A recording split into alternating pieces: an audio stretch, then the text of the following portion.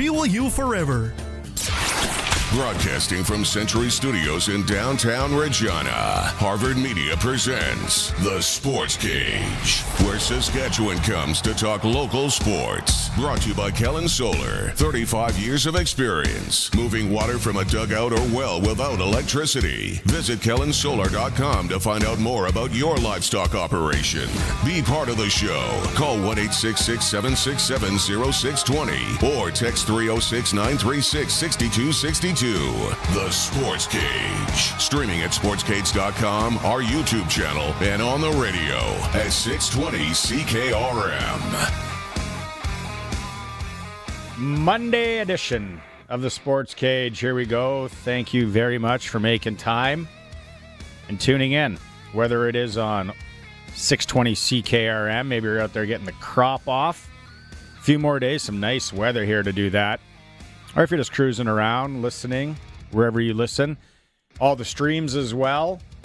And then, of course, on YouTube through sportscage.com. Thank you for being here on this Monday. Hope you had a fun and safe weekend. I know the Rider game. We're going to get to that here right away. Not what we wanted, if you're a Rider fan, or expected. We'll break that down. Some of our guests today include Luke Mullinder, the coach's show. Going to have Marquay McDaniels with us, and then Darian Durant in hour 3. So we got football covered. It was the wrap-up weekend for the Regina Youth Flag football as well. They had a successful fall season. The Rams won. The Thunder, big win in Saskatoon. What else happened? The Ryder Cup. That was interesting. That was, wow. Just, you don't even need to be a golf fan. Maz and I will talk about that later. It was just the competitive juices and the cheekiness and the chirps, if you want. It was interesting. NFL, we got a tie game. Now it seems like a lot of talk shows down south are talking, we cannot have games end in a tie. We need to change that rule. Don't be changing rules. Rugby Canada, the women finished second against England. That's all right, though. So, yeah, we got a lot to get to here. All the local hockey rundown as well. SJHL, Western Hockey League, AAA. If you got anything that you want to say, the Prairie Land Rentals text line is going to be open. Let us know.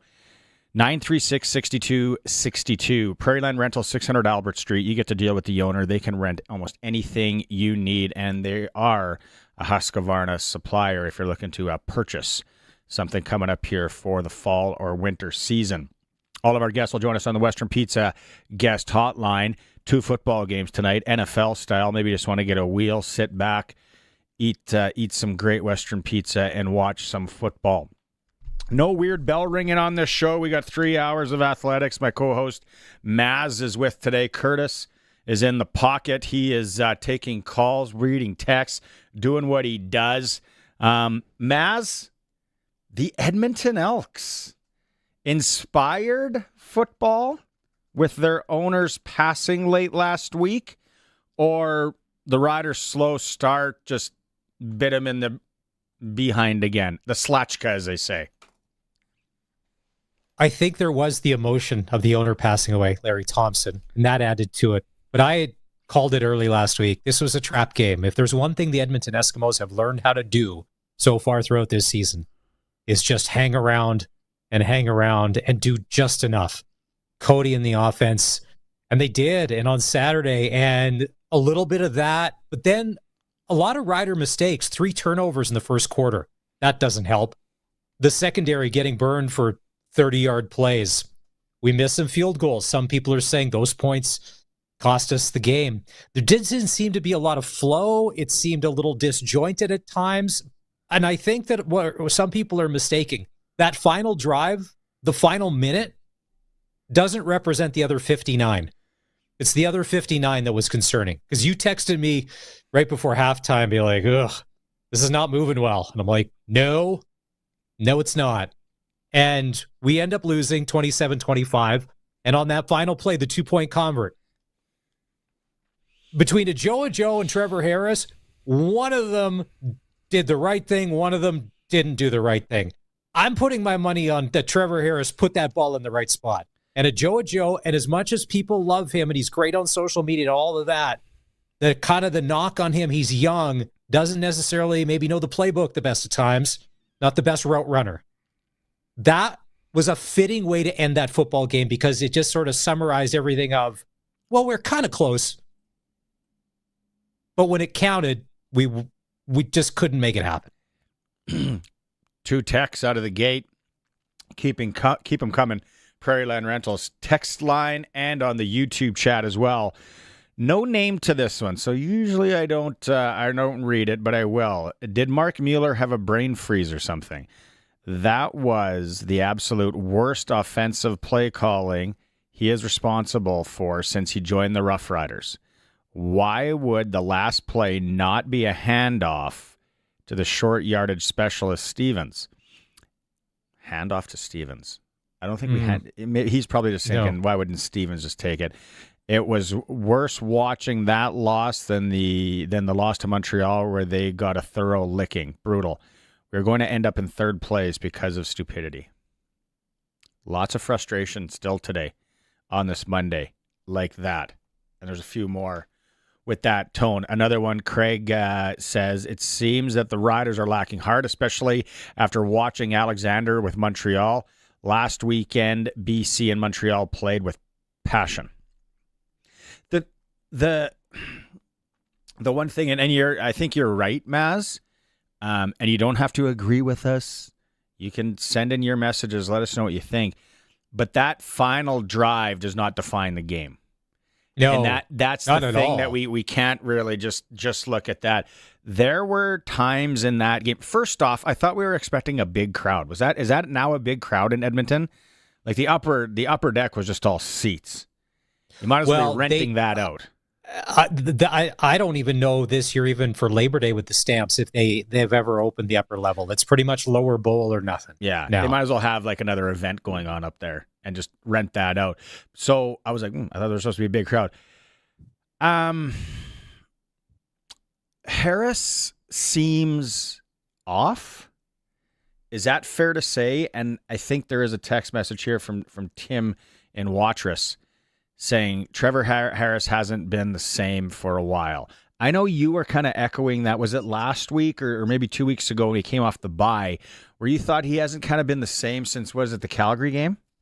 Yeah, I don't think he's been the same since the Calgary game because they got after him. And then I felt for him in that Eskimo game where he takes off to run and does this awkward kind of slide stop and he just gets folded up. And I thought, shades of the Eskimo game last year, the Elks game last year, we end up getting hurt. Is this the one right here? Yeah, watch this. This is ugly because his head gets jolted and his neck. But luckily he popped up. I'm like, oh no, that's not good.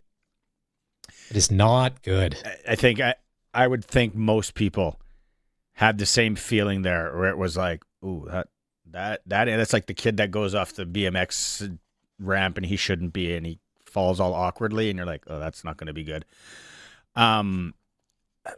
Slow starts, like that is something that can't. Maybe Marquay McDaniel when we have him on an hour two at the coaches show. What's with the slow starts? I think the Trevor Harris thing, is he going through something, or are teams just figuring it out? Are they watching a ton of tape now? And it's like, okay, when they show this is probably what's going to happen. The coaches, it's professional football, right? Are the opposition of coaches making adjustments now where, so to speak, they've kind of figured Trevor out? And now we got to, maybe make some things happen.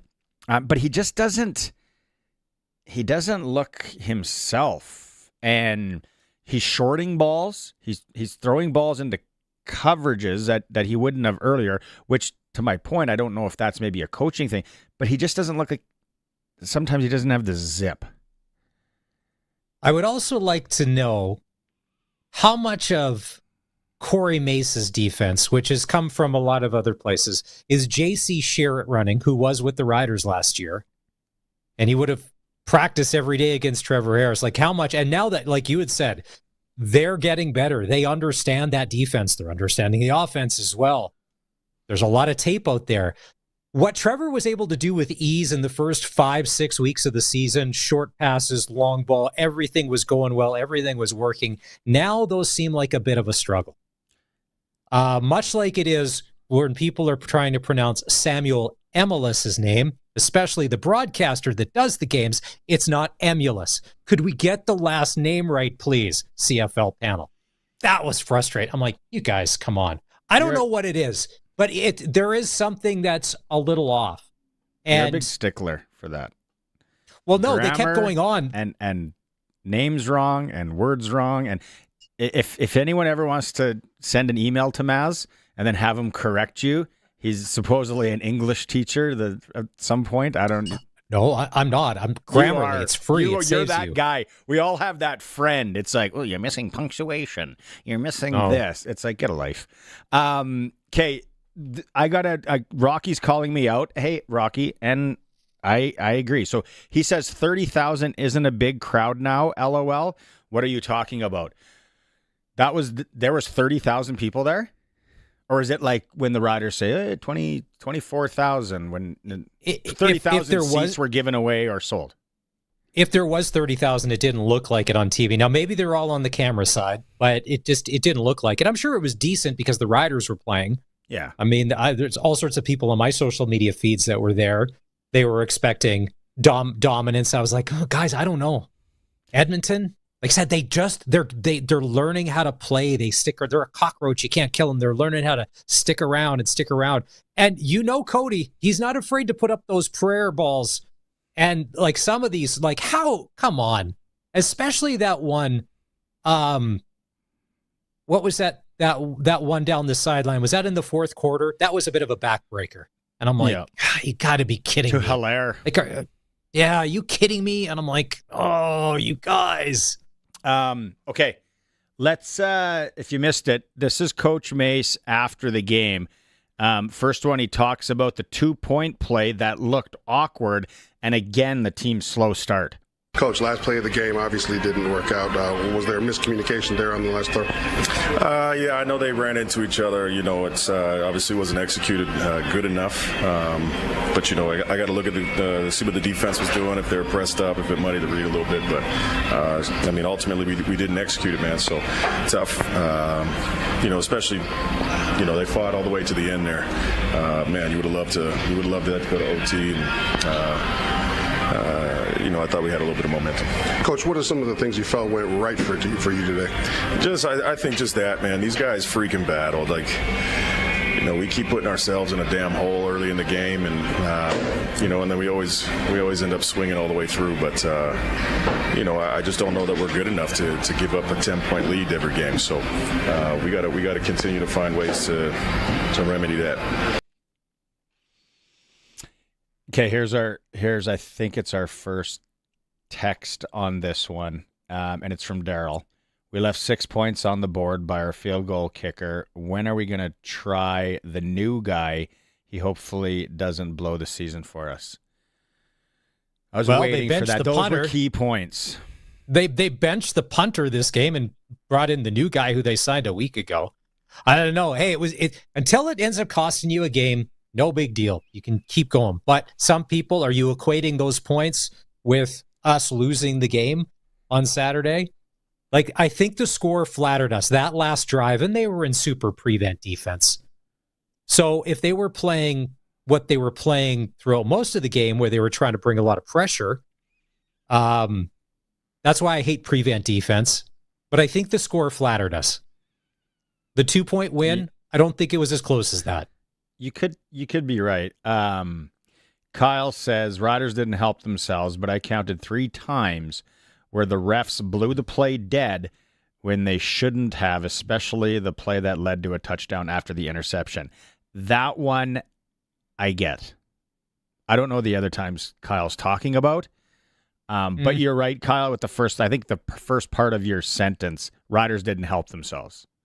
And Tamaz, to your point, maybe the score was a little flattering there as well, to what happened.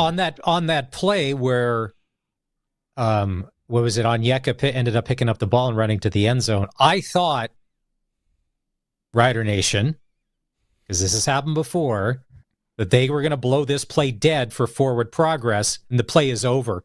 Normally, when the play is blown dead like that, you don't see the other team get the ball. So fortunate that we got the ball.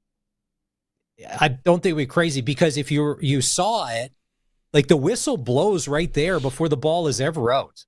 So I thought, well, they're just going to blow it dead on forward progress, and the Elks are going to keep the ball. Great play, but then so we get the ball, which I'm like, okay, command center, this is a little weird. I don't know. I just, after watching NFL yesterday and the CFL games, enough with the flags. Stop letting the refs decide this. There's Rocky. 30. There was a lot. There was just a lot of, it was a combination of things for the Riders. It wasn't just one thing. It's been kind of this slow burn over these past few games. Once again, I thought this was going to be our trap game. I didn't think we were going to lose to Montreal. I thought Edmonton at home was going to be incredibly tough. Coming off 2 close wins and then the emotion of their owner passing away, I knew we were in one. So late in that game, and Fajardo's back, he's under the center, or out of shotgun, whatever he was. You can tell. Anybody could tell. All-out blitz coming. Hey, here it comes. They're sending everybody. No safety. And then that's the bomb where he hits Hilaire down the sideline. Good play. Good call on their part. Hey, but it seems like, again, there was mix-up, which happens in every kind of football. It seems that the Riders are getting exposed when it happens. Yeah, good job, Curtis, on the video here. That's it right there. And it was like, oh, like it's a great read by Cody. So Coach Mace, he talks about how the Elks played that late blitz that found Hilaire deep. Yeah, at the end there, that big play, we ended up sending a zero pressure there. You definitely don't want them to be able to run the ball and continue to milk it. We're out of timeouts, but, they bombered in, and we were a little bit late on the ad there, and they took advantage, and they ended up finding an open guy. But the clock's in play there, so we want to try to give the offense enough time to be able to go back and score. But, ultimately, we ended up getting things done to be able to push it, to try to push it to overtime. But, you make mistakes. They're going to suck, but, there's tons of mistakes in every game. We just got to make sure that we're playing complimentary, man, so they all don't feel like it's the worst damn thing happening at the time. Okay, we got, we're going to have more.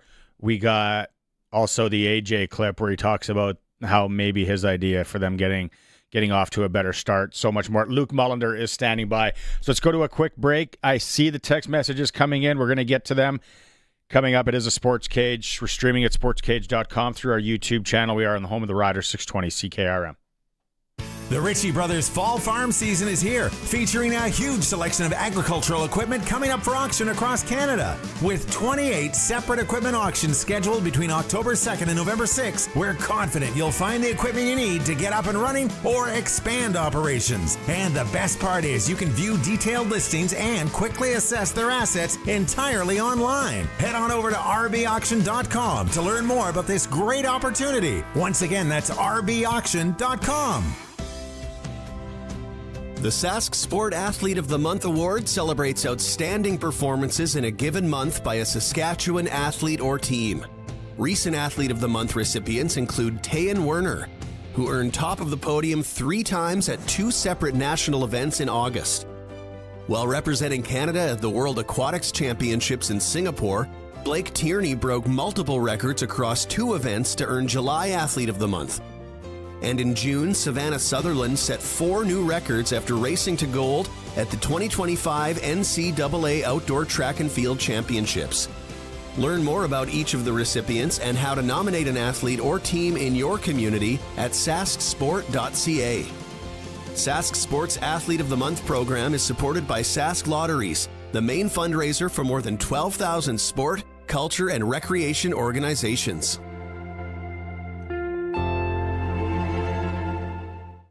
The ball is snapped. He scans the field. He's going deep. What a play! Rider fans, make your own great play by going to riders5050.ca. You can now buy tickets for every Rider game, home or away. You can also sign up for the 50-50 Club and never miss a draw, including the weekly loyalty and early bird prizes. All proceeds support amateur football in Saskatchewan, equipping the heartland, and just maybe score a big win. Get your tickets today at riders5050.ca and go Riders! Riders 5050 is presented by ISC. Sask Lotteries has over 50 years of winning behind us. And you know what that means? Lots of winning numbers. Numbers like over 1,200 organizations funded and 12,000 plus groups supported. $6 million given away annually in community grants. And the winningest number of all? $1.4 billion given back to the people of Saskatchewan through sport, culture, and recreation. And we're just getting started. Learn more at sasklotteries.ca. If it's happening in sports in Saskatchewan, we've got it covered on Sportscage. Be part of the show. Call 936-6262 or toll free 1-866-767-0620. On your radio at 620 CKRM and online at sportscage.com.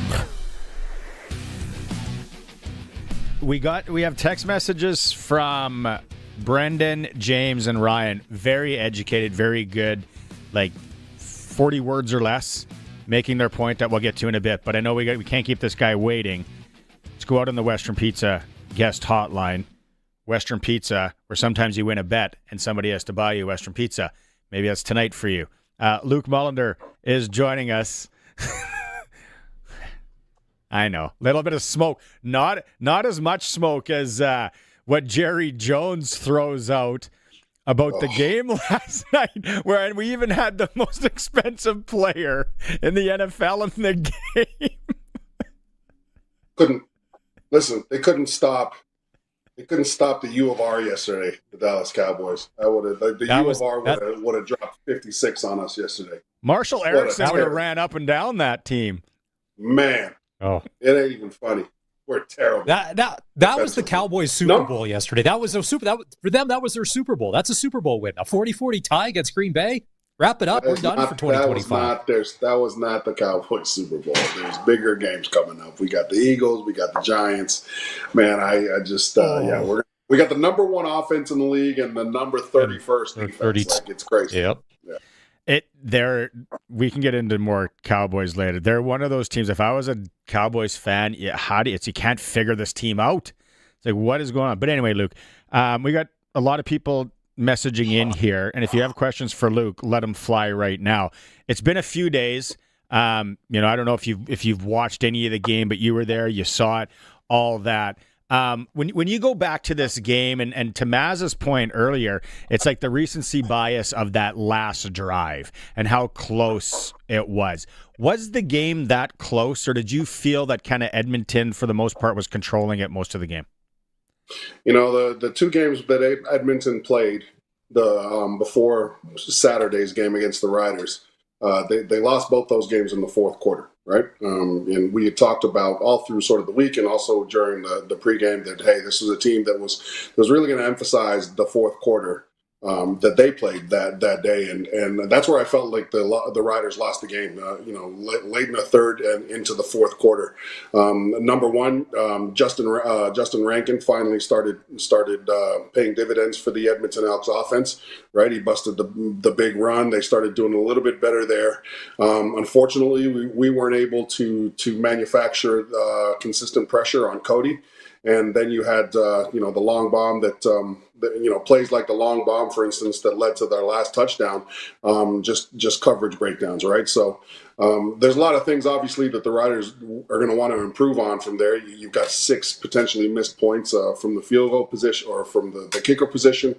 But again, it's not necessarily about the Edmonton Elks. It's what do you do? What do you see on film? And how can you learn and adjust from it? Because there was a lot of things, obviously, that they're going to want to build on. A lot of the comments that I read, some people think that Trevor Harris is off and that they feel that he's been off since the Calgary game. I don't know if something happened in that game, physical, psychological, but what was easy in the first third of the season seems to be a bit of a struggle. Would you agree with that as well? In the first quarter, Trevor Harris obviously there was 3 turnovers, 2 interceptions, and both of the interceptions looked like he was really staring down his target, right? I think that whenever you have a talent like a guy like a Joe, for instance, you don't necessarily want to force, like, things have to develop organically, right? And I think that him and Joe maybe have some work to get on to do to get on the same page. They look like, they weren't on the same page whenever they were trying to connect. But again, yeah, I think that it's late in the season. Everybody's banged up, right? And these are just sort of the ebbs and flows that you got to deal with in the CFL, right? Like, guys aren't going to be at their best every single game. It's more about how you react to the things. And again, it's just one of those things. I think that every other team, you got to give every other team credit here. And again, this, the last third of the year, when I talk about teams needing to play their best football, that's not just the riders needing to play their best football, and it's not just the riders that understand that, right? Every single team in this league, especially, for instance, the Edmonton Elk, right? Coached by Mark Killam. They've got former players as coordinators, right? Like, all of these guys know that the last 6 weeks of the season is where you need to put it all together, right? So you got to give credit where credit is due to Edmonton. I thought that for the most part in the first half, the Riders played really well, and it was going to be on that third quarter because historically Edmonton had not done well in the third quarter. And, for some of the things that I felt the Edmonton Elks needed to build on to compete with the Saskatchewan Roughriders, I felt they did, right? You can't knock another team. Those guys get paid too, right? So they made the plays. And again, Justin Rankin, we held him in check pretty much all game. And you saw his ability to break open a game within 2 plays, right? I to the point that when Maz and I were talking before, it's like you mentioned they get paid too. And then the other thing is the coaches, right? Like, we got to give credit where credit is due to the coaching staff. JC Sherritt is there on the other side. So what Trevor Harris is maybe accustomed to being open, a lot of teams are game planning against that now. It's like, he likes to go here. He likes to see this. The one thing, Luke, that I can't put my finger on, maybe you can, what's with the slow starts offensively? Yeah. So again, I think that that's probably an area. I know that when I talked to AJ after the game, for instance, and when I talked to Coach, they both mention it, right? Slow starts are due to any number of reasons. I think that for the Saskatchewan Roughriders, it doesn't mean you come out against Ottawa and you go yard on the first play, right? You just got to go out and execute. And I think that, when you start slow, what are the things that you've been focusing on, right? And I think that it goes a little bit into kind of the conversation that the whole crew had around, peaking, and the conversation that AJ and Trevor had with Dave around, figuring out what type of team that you want to be. And I simply remarked that, hey, now's not the time to figure that out. Now's the time to play solid football, right? Now's the time to get on track, just like every other team, to elevate your game. It's, you don't want to. So again, I'm not sure what's causing the slow starts. I just think that you've got Ottawa coming up, and you've got to finish strong in the Western Division. I hope that it wouldn't be complacency, just because you're a little bit farther ahead of the other Western teams in the Canadian Football League. But it's definitely something that they need to figure out, because you got to start fast and you got to finish strong. Those are sort of the 2 components to working towards a win. You mentioned AJ Ouellette. To me, he had his guy. He's earning his money, goes over 1,000 yards. So he was a bright spot Saturday. And then the Rider D-line, what did they have, 4 or 5 sacks? Could you imagine, Luke, if they didn't get that pressure on Cody and get those sacks, what the Elks could have done if Cody had that extra second or 2 to complete some passes or get it out to Rank? I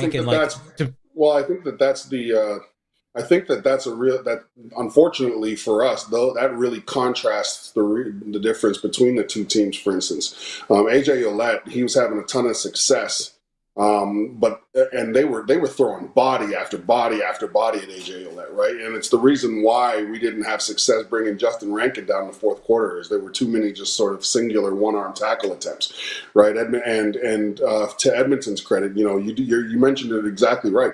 They figured out how to start protecting Cody a lot better, right? Like, they figured out how to give him an extra second in the pocket, and it paid dividends. That's when they started hitting the Riders with the longer passing plays, right? And then you saw some miscommunication in the secondary.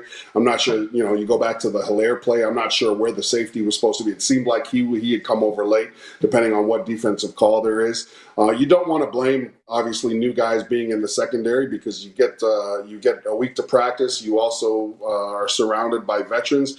This team's just got to find the areas where they're not, whether it's communication, whether it's just effort to the ball. They got to figure something out, because again, every other team is going to start really climbing here, and the Riders need to climb as well. Do you think, Luke, that going to Ottawa, kind of a short week on Friday, do you think they maybe try the other kicker? Do I think that maybe they try the other kicker? I mean, it's October. I would think that if you were willing to try another punter, you'd be willing to try another kicker, yes. Right? If I was to put Joe Couch and Brett Lowther on film, right? Like, I wouldn't say that it was Joe Couch, right, that was the one who needed replacing, if that makes sense, right? Like, I get why. I thought the new punter was great, right? And maybe that's just a guy they really, really liked, and that happened. But I think that if you are willing to try out, a new punter in Edmonton, why not, right? Why not give some reps to somebody else? I think it's just all in the way you look at it. Are you trying to just help, or trying to figure out a way to get Brett Lowther comfy and consistent? I'm not sure what it is, but I would assume that the rest of Rider Nation is probably ready for a new place kicker, and they'd probably be extremely interested if there was somebody new who got an opportunity in Ottawa. Campbell Fair, he's still on the practice roster. That's where I'm wondering. Yeah, but it's no, that's what I mean. That's what I mean. I just think that it's worth mentioning, because they were willing to change the punter, right? So, all right, does that mean you're also willing to change the place kicker, the field goal kicker? Somebody on the text line said, well, it was unfair that they put Lowther out, plus 50, but in the playoffs, when you need to score points to win, when it matters, that may be as close as you get. That's going to be your best opportunities. And you've got to, are you always going to get? No, but that's the situation you're in. I looked at, and Luke, I know you guys were getting ready for the game on Saturday, but the precision of the beatdown that the Winnipeg Blue Bombers put on the Hamilton Ticats, like with a scalpel, they carved them up. And I was like, that's not the Winnipeg team that any Rider fan wants to see. Where Zach's dropping back, bombs, 40-3, the final score, field goal kickers making it from everywhere. That BC game, BC looked good, Montreal looked good, Winnipeg looked good this weekend. That's the part as being a Rider fan that worries me. Like you said, everybody needs to be playing great football in this last third, and other teams are. And every team has their vulnerabilities, right? I think that you're right. I think that Winnipeg is a completely different team. With Zach Collaros. And I love watching Zach Collaros play. I think he's great for the CFL. It's better if he's on the field. But I've also been in those locker rooms and been in those situations. For instance, 2006, 2005, I think 2007 as well, with Dave Dickinson in BC. There wasn't any malicious intent in our defensive conversation, but we did understand that if, with the problems that Dave Dickinson was having, with concussions, we did understand that that one good hit might give us another quarterback to compete against, and we knew that quarterback wasn't as good as Dave Dickinson. So, like when you throw Mo Lloyd there was Mo Apples, so you had Mike and Will coming, and Mo would go up the A gap, right? And if Mo got a connecting point to Dave, we understood that, hey, that might be the end of their QB1 situation, and we'll have QB2 in here, who we can manage a lot more. I think that for the Saskatchewan Roughriders, I don't think that people, I think that to say that it's not fair to Brett Lowther to be put in certain situations is really, really unfair to Jeremy O'Day and to Coach Mace. Jeremy O'Day and Coach Mace have been more than patient with Brett Lowther, perhaps more patient with inconsistency in that field, in that position on the roster than any position on the roster. And so there's no unfair point for Brett Lowther. At this point, he needs to make those field goals. Do you want to be kicking long 50-yarders? No, but you're right, Maz. I mean, if you need points in the playoffs, you need points in the playoffs. And I know it's, if you look at the facts, 6 points would have helped you against Edmonton, right? So, again, you're looking at being able to change game situations. 3 points doesn't sound like a lot, and you're talking to the person that is on record saying you need to cross the goal line with the football if you want to compete for Grey Cups, but you also need those key 3-point moments, right? Okay, former player here, color commentator with us, of course. Luke Mullinder joining us. This is from James, Paul, and Mark. I'll ask kind of the same question here. Why wouldn't they? And this is the scary game of hindsight 2020. Why wouldn't they run it number 45 from the 3-yard line on the 2-point convert instead of going for the throw? Easy to say that now, but if they run it and get stuffed, then it's like, why wouldn't you throw it? You got a parking lot as an end zone. Yeah. Same reason. I think that a lot of it may have to do with personnel. I think that if you looked across the field and saw the personnel grouping that Edmonton sent out for that down, maybe that's the reason you don't run AJ. I mean, it's not a guaranteed thing, right? And guys, the three gentlemen that I'm glad, it's a great question, but you have to remember that Edmonton came into that game being the second best team against the run in the whole league. So it's not the runs that were easy it's passing where they're vulnerable. And the problem was it just looked like we were just not even close to being on the same page with the throw, right? Like it doesn't look like one either a Joe or Trevor Harris expected something different. And to be honest, when the ball was thrown at the end of the game, I didn't think that ball was catchable anyways, regardless of who miscommunicated. It didn't seem like it was going to be caught. So again, I think that if you look at obviously hindsight's 2020. Edmonton was struggling against the run, but for a 2-point conversion with that on the line, if you feel confident in a short pass, I'm not surprised you go for it in that situation. Is it the Marshawn Lynch on the 1-yard line Super Bowl up for grabs conversation? Maybe that changes. Maybe if the Riders are in that similar such situation in the Western Final of the Grey Cup, maybe they remember the Edmonton incident, the 2-point, and run the ball after all. Malcolm Butler, love that guy. Curtis brings up a good point. They stuffed AJ on a 2-point convert. Yeah. Earlier. Here it is right here if you're watching the stream. Yeah, exactly. So that's got to play into it as well. Okay, Luke, we took up a lot of your time here. Again, as always, thanks so much. Short week for you. You going to clean the pool? Are you winterizing it this week? Oh, man, I don't know what. It's got a bunch of leaves in it right now, man. I want this team to get on the plane to Ottawa. Let's go get a win. Let's go get some momentum back, man. You got to finish strong. 30 degrees tomorrow. God, you'll be using that. Is that what it's going to be? I got things to do anyways. Got to work. Speaking of Ottawa, they're not mathematically eliminated, but it's a long shot. It's uphill. Are guys playing for jobs, so they're going to be playing loose, playing free, just letting it all hang out? Because there's nothing. There's nothing right, left. Yeah. Guys are absolutely playing to put things on film. You're already seeing the GM starting to build his strategy for next year by trading Lorenzo Maldini for a 4th-round pick. I think that that coaching staff probably has their bags packed already. It's unfortunate. It's an unfortunate part of the business, right? I wouldn't be surprised to see them move on from Bobby Dyson and their coach. And this is somebody who's a huge fan fan of Bobby Dice. It just hasn't worked over there. They've got the talent, and there are always excuses like blaming injuries and stuff. But every team has to deal with injuries, right, guys? So I think that. But here's the thing. It doesn't mean you sleep on the Red Blacks, right? It doesn't mean you consider you take this week lightly. It doesn't mean that again, this next few games for the Riders, it's not about the opponent. It's about them. It's about how they're executing and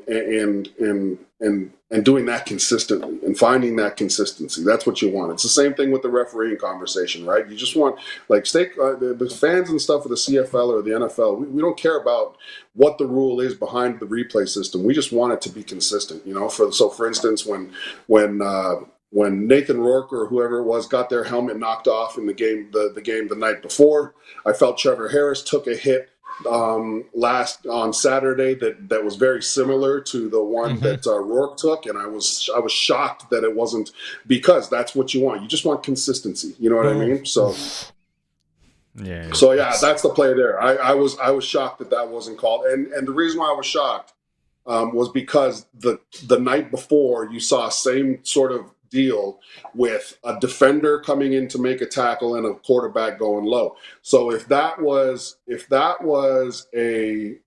roughing the passer call, then the one that Trevor Harris took should have been as well. That, again, we just want consistency within the system. Yeah, that's wouldn't we all? You know what I mean, guys? Yeah, right. Yeah. That's I don't care. I don't care that things. Yeah, I don't care if what the rule is. I don't care if the booth is allowed to change whatever. I just want consistency, right? Make it the same thing, and that's hard, right? That's hard. And I've always said that the referees in this league don't get a ton of resources, so sometimes I understand why the inconsistency is not there, but it's frustrating nonetheless.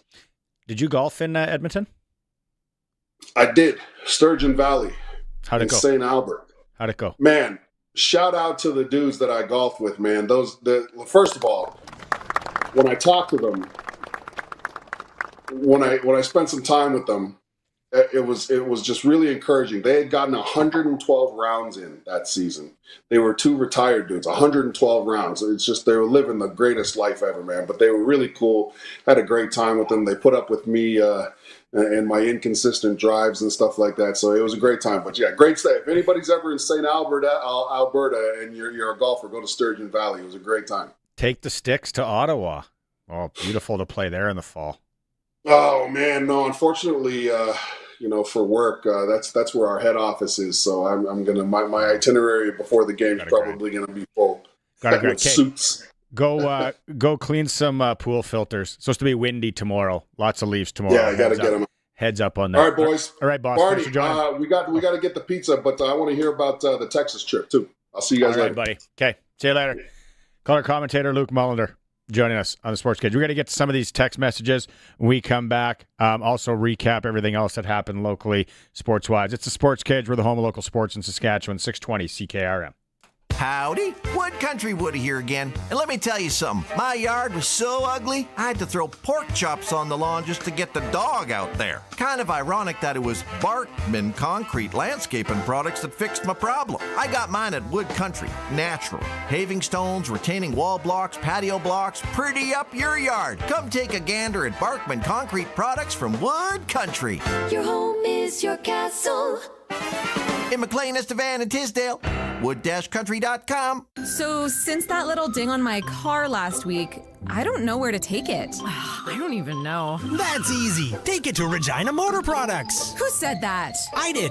Down here. I'm Terry the Tire. Regina Motor Products Chevrolet Collision Center and SGI accredited auto body repair is a full-service collision and body shop that works on all makes and models. Just submit your claim to SGI and set an appointment to get your appraisal done. Easy. I bet you're tired after saying all that. South at Highway 1 and 6, Albert Street. RMPChevrolet.com. Text CKRM 306-936-6262. From skid steers to tents to power tools, anything you need to rent for that summer job is at Prairie Land Rentals. Deal with the owner. 600 Albert Street. Back to Sports Cage. Text 306-936-6262. 620 CKRM. Welcome back to the show for Kellen Solar on Monday. Kellen Solar, 35 years experience in moving water from a dugout or well without electricity. Visit kellensolar.com to find out more for your livestock operation. All right, before we get back to the text line, Maz, let's go through locally on the weekend here, starting with the University of Regina Rams. They are a certified wagon. Listen, I know everybody had high hopes this year, and they're living up to it like they are. I mean, the only blemish is the Husky game. That was winnable, though. It wasn't at 2 points. It was not a reach. Like, they are rolling. They're rolling these days. 30-8 blowout of Manitoba. Marshall Erickson, another 165 yards on the ground for the Rams.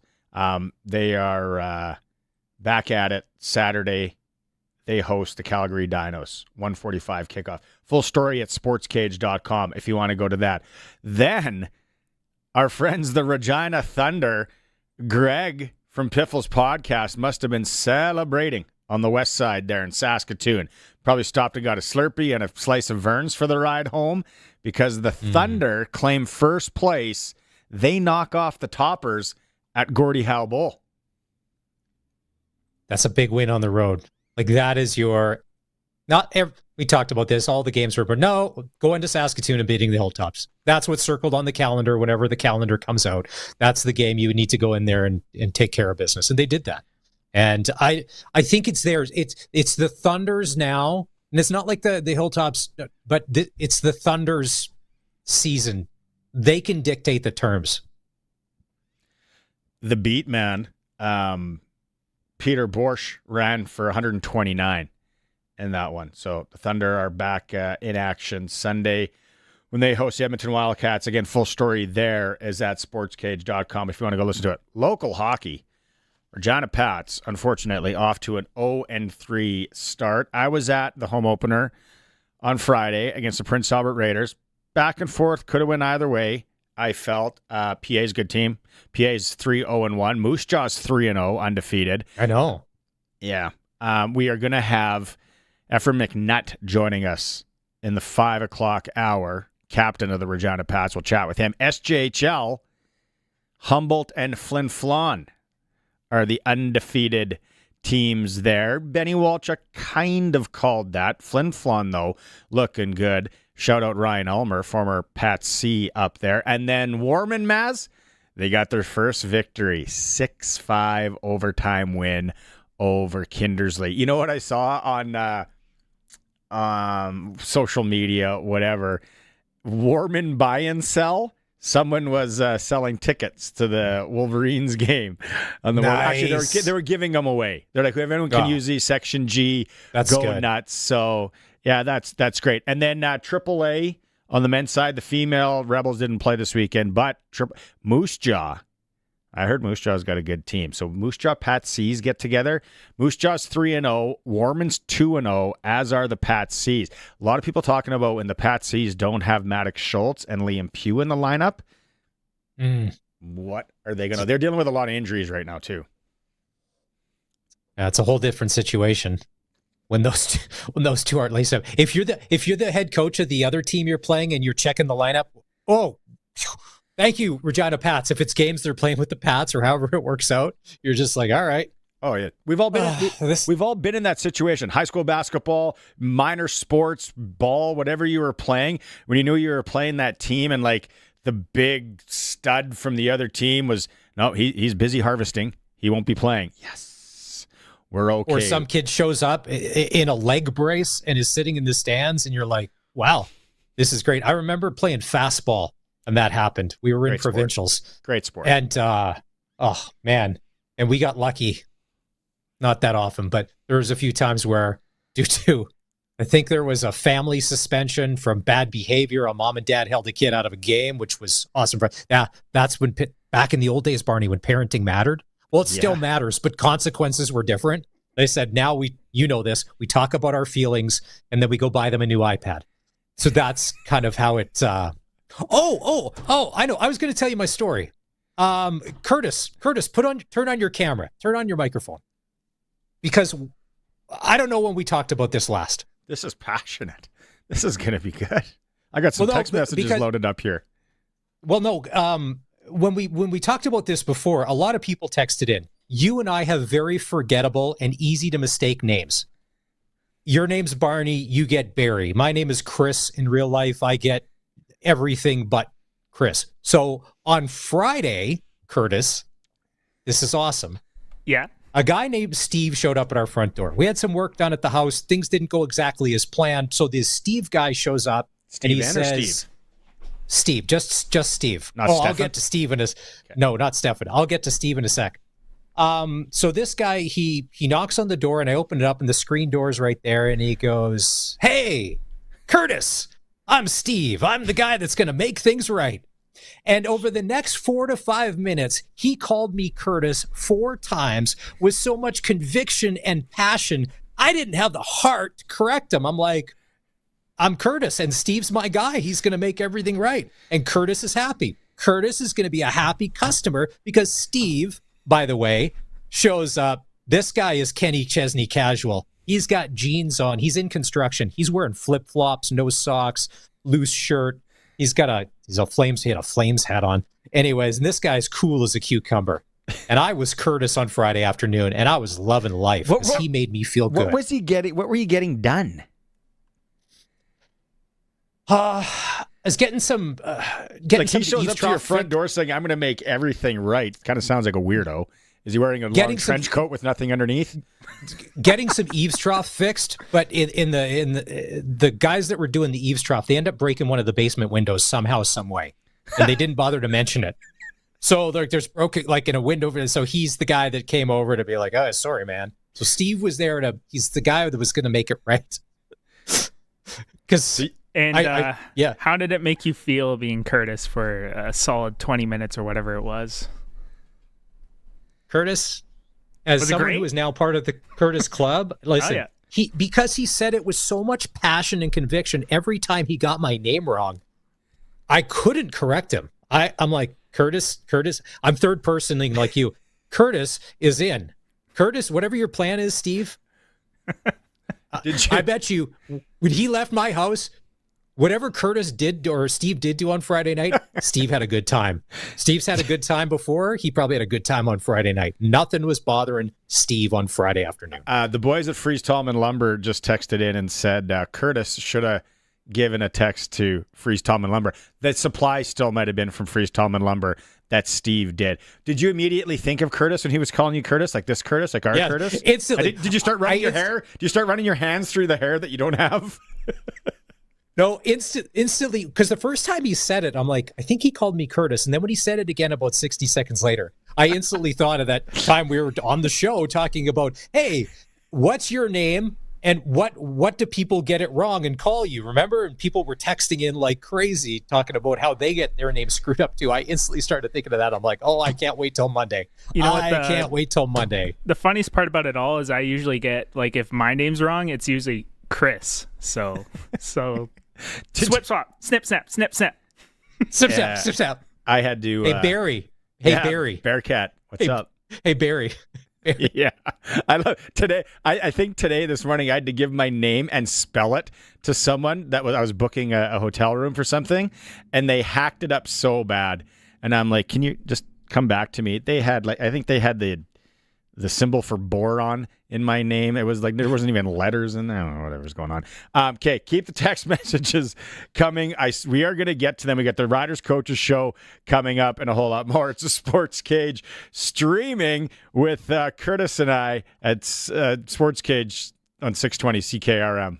Listen weekdays at noon for Saskatchewan Today on CKRM with your host, Ryan Young, offering the most extensive agricultural news coverage with precision weather meteorologists in an industry that moves fast. Stay updated with the latest, most reliable information in ag news, crisis and trends, all in one place. Available anytime at SaskagToday.com. Saskag Today, your trusted source for all things agriculture. Sponsored by Affinity Credit Union on 620 CKRM. Ready to raise your shower game? Rent a water heater and water softener together from Reliance Heath and turn every shower into a spa-worthy experience. Right now, when you rent a new water heater and water softener together, you'll get $400 back, sent by check after installation. Why settle for meh when you can upgrade your whole home's water and get big cashback savings? Don't miss out on this limited time offer. Call on Reliance. Call on Reliance Heath today. The Ritchie Brothers Fall Farm season is here, featuring a huge selection of agricultural equipment coming up for auction across Canada. With 28 separate equipment auctions scheduled between October 2nd and November 6th, we're confident you'll find the equipment you need to get up and running or expand operations. And the best part is you can view detailed listings and quickly assess their assets entirely online. Head on over to rbauction.com to learn more about this great opportunity. Once again, that's rbauction.com. The care your family receives in hospitals, schools, and community programs comes from SEIU West members who live in your community. We're united around something simple. When working people have what they need to do their jobs well, everyone benefits. Our conditions of work are your conditions of care. For more information, visit seiuwest.ca.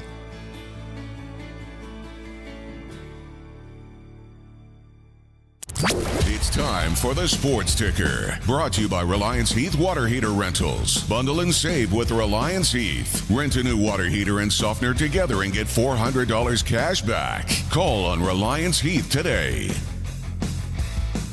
Sportscage Power Rankings just released a couple hours ago. Whoa, have things changed? Number one team in the CFL in the Power Rankings from the Sportscage, BC Lions. Followed by the Montreal Alouettes, then the Saskatchewan Roughriders and the Winnipeg Blue Bombers. You can catch all those at sportscage.com. Sports Select Futures for the Grey Cup. Still the Riders. Front runners, 325 on the pro line. Montreal and Hamilton follow.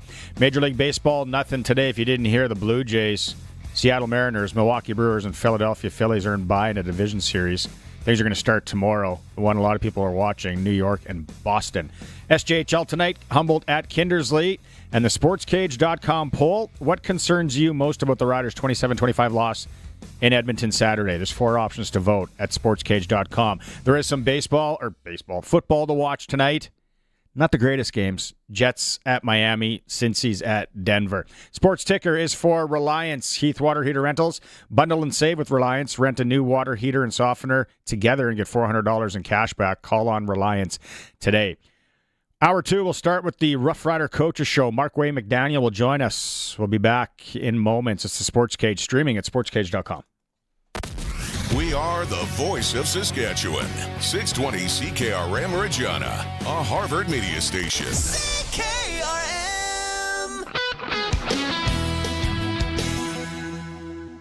It's 4 o'clock. Good afternoon. I'm Corey Atkinson from the sasktoday.ca newsroom with your 620 CKRM News. Tomorrow is the National Day for Truth and Reconciliation, a day to honor residential school survivors and remember children who never came home. The day coincides with Orange Shirt Day, a movement led by Indigenous communities to highlight the harm caused by residential schools. Canadians are encouraged to wear orange to show support. Commemorations include events nationwide and an illumination of Parliament Hill. A national gathering will be broadcast live, sharing stories from survivors and performances from Indigenous artists. There will also be a pipe ceremony and a feast for the Regina Indian Industrial School, beginning at 11 at the location on Pinkey Road. Locally, we will have words from Indigenous leaders and citizens on our station explaining the meaning of the day. Saskatchewan's Premier is saying sorry for historical abuses that occurred at a boarding school for Métis and First Nations children.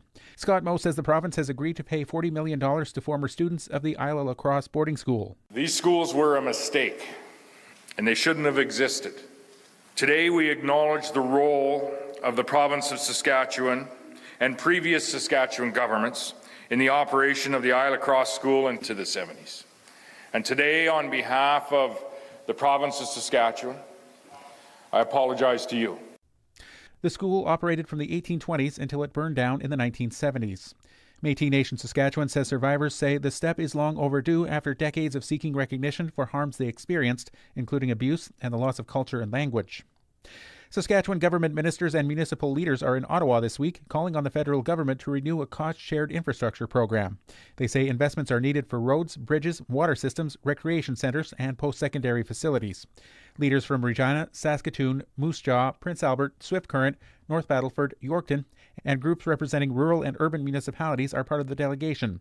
The previous program funded 460 projects worth over $2 billion, but is now fully subscribed. The federal government's new Calgary-based Major Projects Office is absorbing a similar division created in Ottawa just over a year ago. The goal of the Clean Growth Office was to speed up government decision-making on projects that reduce environmental effects and help mitigate greenhouse gas emissions. The new Major Projects Office is still being set up, but a Privy Council spokesperson confirms the Clean Growth Office has been integrated into it. The new office prioritizes all projects across government rather than just clean growth projects. And Electronic Arts, better known as EA, is the video game company behind popular titles like Madden, NBA 2K, and Need for Speed. Now, a group of private investors have announced that they're planning to take the company private in a leveraged buyout valued at $55 billion.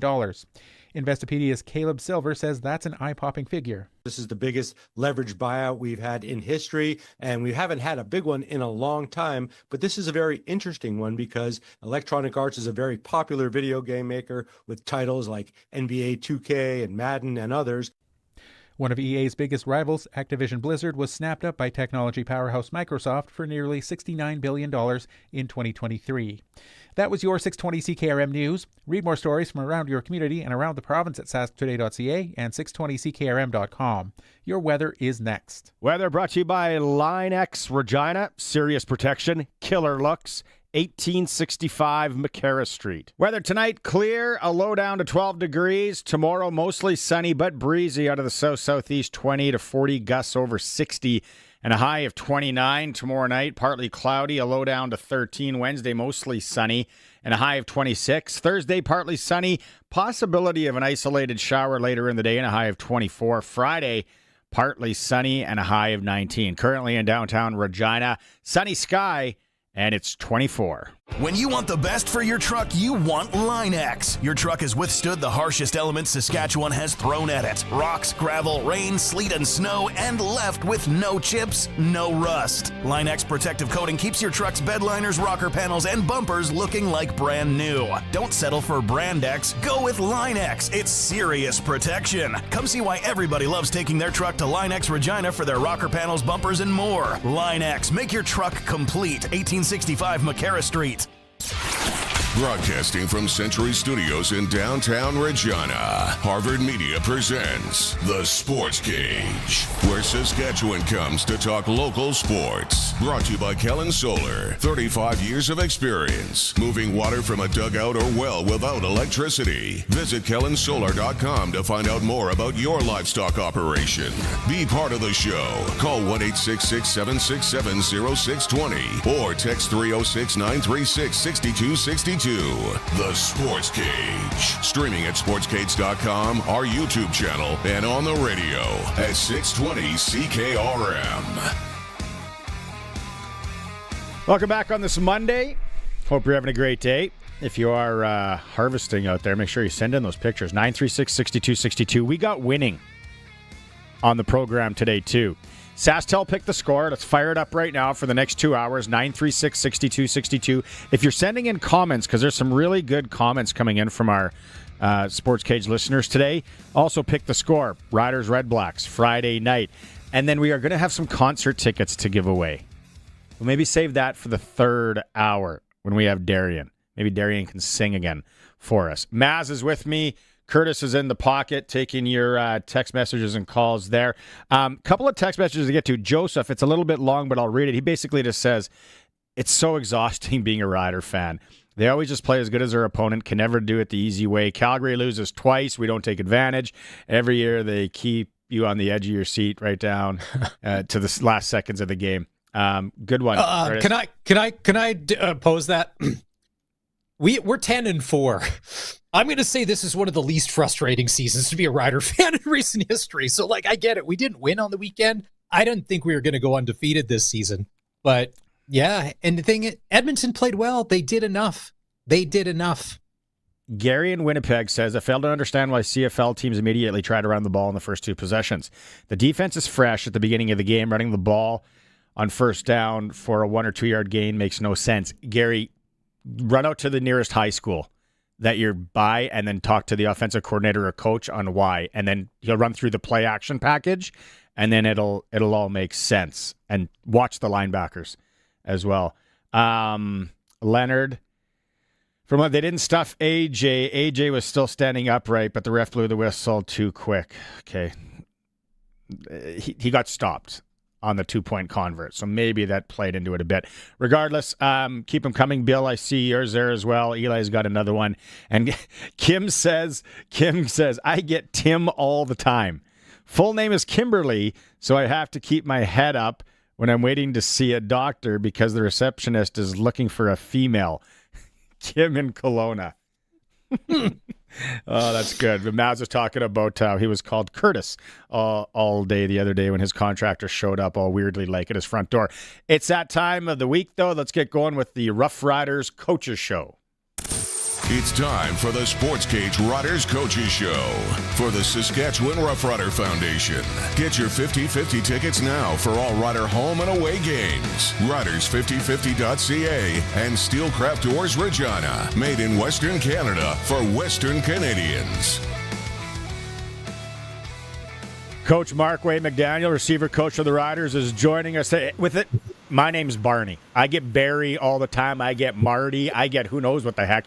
Marquay, you must get called some weird names once in a while too.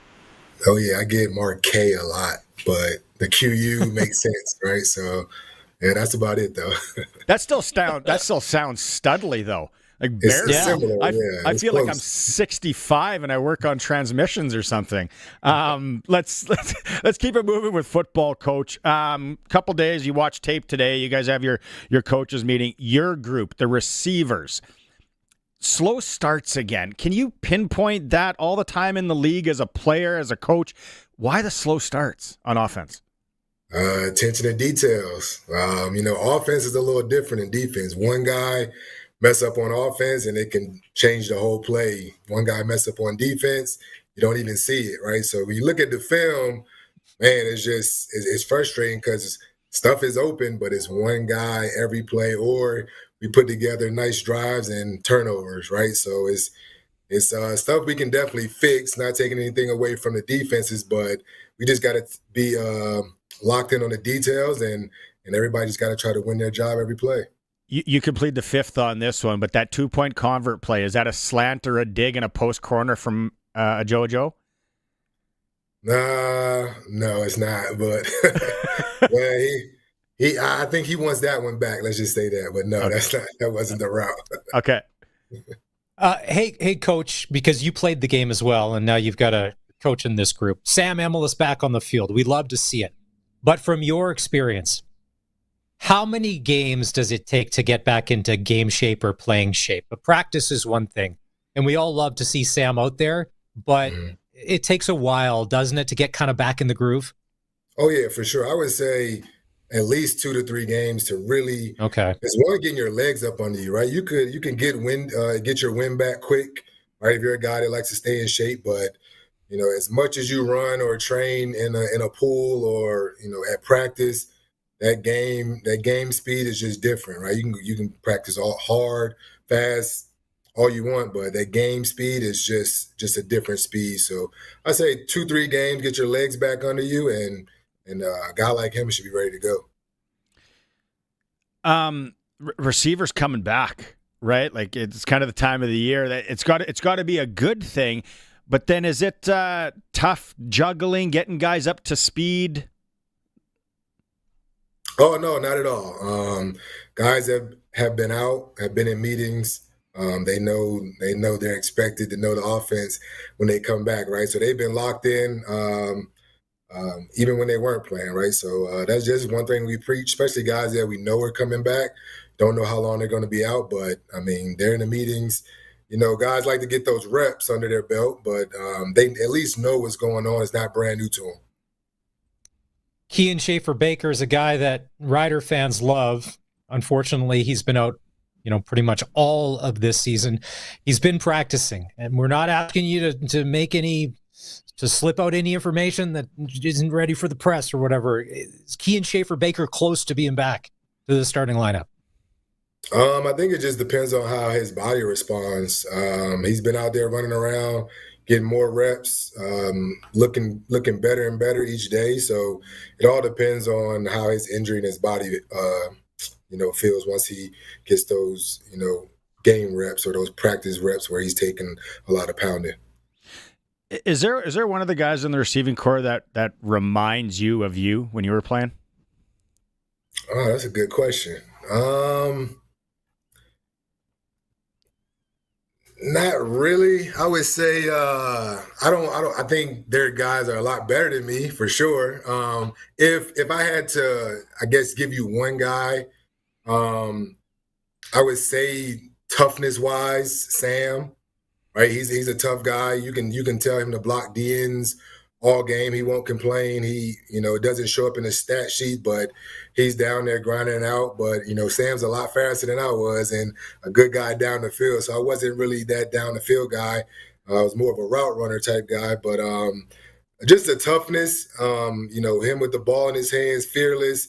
Anything you ask him to do, he's going to do. So I would say from that standpoint, just that mindset. I would say Sam. You guys are playing the Ottawa Redblacks this week. Gino Lewis, to me, is one of the best, if not the best, 50-50 ball guy in the CFL. You're a receiver. Do you just naturally have that, or can that be taught to go get the 50-50? Yeah, that's natural. I coached Gino in 2019 when I was in Montreal coaching. He has a knack for it. I've never seen someone as good as him as far as the timing. He's long, so he goes up with his hands.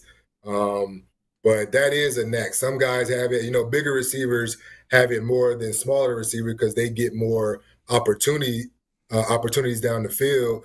But Gino, definitely one of the best I've seen at those 50-50 balls up here. He's just gifted in that area. For the receivers, when they're going to the line, and this maybe it's giving the fans a look behind, how many plays in the playbook that these guys have upstairs to this point? I would say on any game, it could be 100 plus. Right? So it's just different ways of doing stuff. It could be similar concepts, but it could be, different concepts paired with something different from on the backside. So it's just, it sounds like a lot, but once you're in the offense, like to me, it's pretty simple. AJ Ouellette goes over 1,000 yards on Saturday. That doesn't help. That doesn't happen without having receivers block. How much of a focus is that? Is it a matter of if you can't block, you can't play for us? Because it's critical to our success. Oh yeah, I preach that from day one. Especially playing this offense, seeing how it works. This offense doesn't work if receivers don't block. And it's all 4, all 5, however many's on the field. The slots do a lot of the dirty work, blocking DNs. But once we get to that second level, those guys on the outside, your job is to get your guys. So now we can break a 50-yard, 60-yard run instead of 20 yards, right? It's a big difference. So yeah, that's day one. You got to be able to block. Can't just catch the ball. Anybody can catch the ball. Got to be a complete receiver in this offense. Were you the complete receiver? And I want to know what was your pattern? I loved asking receivers. You go to the QB, say, hey, give me this one. What was yours? Oh yeah, I was complete. I was blocking all the time. But my favorite route was a dig. I don't know what it was. I wasn't scared to go over the middle. Even since high school, it's just been my favorite route. So love it when you can catch it on the move too. Defensive guys trying to come down at you, and you just get out that backside and just run away from them. That's awesome. Those are stones right there. When you were a player, Marquay, who was the most fiery quarterback you played with in the CFL? Who's the guy in the huddle that was, well, you may get lit up if you didn't do your job properly, but who usually would bring the fire? You know what? Not a lot of guys. People talk about Bo, but when I played with Bo was young. He was cool, calm, collected. Bo just had that it factor. Didn't matter how many points we were down. He took control of that huddle. Even a young Bo, first year, you just felt that confidence that we were going to go down and score. But the most fiery guy was definitely Drew Tate for me. Drew's a little firecracker if you know who he is. Seen some stuff in the media from Drew, but Drew's a firecracker for sure. You know, a lot of fans are kind of worried here. We got a couple of losses in the row. Short week to Ottawa. How much do things change when you have a little bit of a short week? A little bit. You don't really get the reps you would on a normal week. But for me, especially coming off a loss, I love it. It gives you a chance to get right back on the field, especially when you watch the tape and you see, like, man, how much you left out there. Like I said, never taking anything away from other teams, but, you know, make the adjustments. It's time to focus back in, right? We dropped 2, right? It's time to lock in, right? We told these guys are playing one for their season, and guys are playing for jobs. They're going to play harder than they have all year. And that's the kind of teams you want to play against, because that's going to be playoff football anyway, right? So every play matters. So this is a test or getting us ready for, you know, not looking, you know, down the line, but, you know, every possession matters because you're going to get everybody's best from here on out. It's the kind of ball you want to be playing. It's playoff football time, so it's time to go. So I love it. I love short weeks, so I'm ready to get back out there and see how we respond. I know their record doesn't show it, but the Ottawa Red Blacks, there's a lot of talent on offense and especially on that defense. Who on that Ottawa defense worries you? Or who are some of those people that you always got to know where they are on the field? Well, luckily they just traded away one, so that kind of helps out a little bit. So he was definitely one of those guys you definitely game plan for. But like you said, they got guys everywhere. I like Santos Knox. He's always all over the field. We know Pickett. They're gonna use him to stop the run. But I think their front 7 does a lot to kind of help out their secondary. But for guys you want to, you know, look out for, definitely Pickett, Knox. They just traded away one, but I know they have another DN over there. Can't think of his name right now. That's pretty good. But like you said, personnel wise, you know, on paper they look good, especially coming into the season. And you know, not just defense, their offense looks good on paper too. So definitely not a game you can go into, you know, relax. Like I said, for us, just coming off the game that we lost, we know we got to lock in. Like I said, those guys are playing for their jobs, so they're going to be ready to go. I want to leave you with this one, Coach. Rule changes last week. As a guy who came up here and played, what do you love about the Canadian game as a receiver, and what do you maybe advocate for when you talk about our game down south? Gotcha. Number one was, for me, the waggle. I had never done it before. Wasn't the fastest guy, so it kind of helped me out a little bit. But it is something you have to get used to. You can't just run full speed toward the line, because then you can't get in and out your breaks, right? So it is a feel, but once you learn it, you can really use it to your advantage. And I love the pace of the game with the returns, right? It's moving fast. It was a lot of passing. We know the NFL is throwing a lot more now, but it was just fast paced. I love that. I loved all the returns. It was just exciting. But I'm not gonna lie, I'm glad they got rid of that missed field goal rouge. I didn't like that. We lost the game last year in Toronto with it too. So I'm good. If you can bring it out, bring it out. But while we were rewarding the kickers, if you miss a field goal and it goes out the back of the end zone, that's the only one I didn't like. But it's changed now, so I think that's good. Okay, Curtis just say he found something here on the stream. You're watching it. What was this play all about right here? Yeah, so it was just BC. We knew they got confused with motion. Right? So they got confused with motion. They dropped me right down the middle, and that kind of set the tone for the game, and we kept it going. So it was just, like you said, that mindset. There was nobody around you for 50 yards. I thought brilliant play call. BC had 6 guys on the field. Yeah, so what happened was they went cover 0, but they blitzed from both sides. No one tracked when I motioned, so they definitely messed it up. And that was definitely my easiest touchdown, but I enjoyed it. If you're just listening on the radio, you can't see it. It's how many yards, Curtis? 68 yards. Marquay touchdown when he was with the Stamps against BC, and no one, the nearest guys in salmon arm. Who's your NFL team? I've always been a Cowboys fan. I know it's been rough. Yes, that was the Super Bowl last night. I'm always gonna. That was a victory. The 40-40 tie. That was the Dallas Cowboys Super Bowl win this year. I figured if you didn't score the touchdown to win, that was the best it was going to get. But Marquay, it doesn't. That 2-point missed convert run back for 2 points every play matters in a football game. That was the deciding fact. Nobody knew it at the time, but that was the deciding play of that game because that's the only way that thing stays tied. Yeah, it was huge. And then Green Bay ended up kicking a field goal to tie the game, right? It's in overtime, right? Game would have been over. So, every play matters. And then once we got that, you could kind of see a little spark in the whole team after that play. So, definitely huge. So we learn about Coach McDaniels today is he likes running dig routes across the middle, and he's a Cowboys fan. Just sucker for punishment, Coach. Yeah, it's been rough, but hey, I'm loyal. I'm sticking with him. Yeah. Once Jerry leaves, we'll be fine, though. Jerry ain't leaving. Jerry is not leaving. He's got to leave at some point. Have a good week of practice. Good luck in Ottawa. We know you guys are all right. Thanks for doing this, Coach.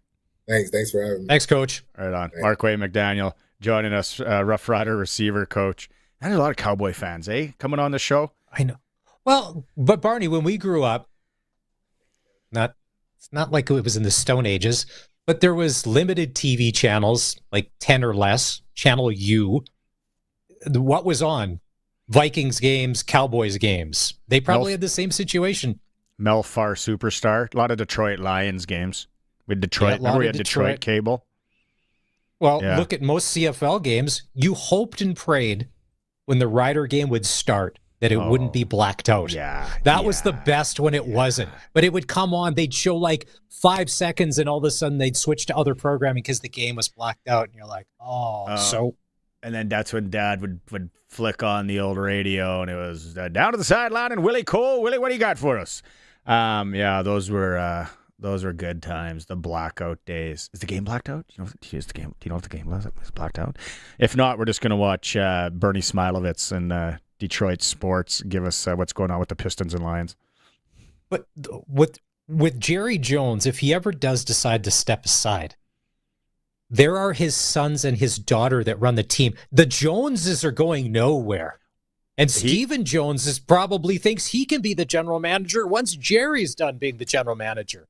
You have watched the Netflix documentary, and people out there that have watched the Netflix documentary totally get what you're talking about. Okay, we got to come back with the clutch performer, and then we are going to get to some of these text messages.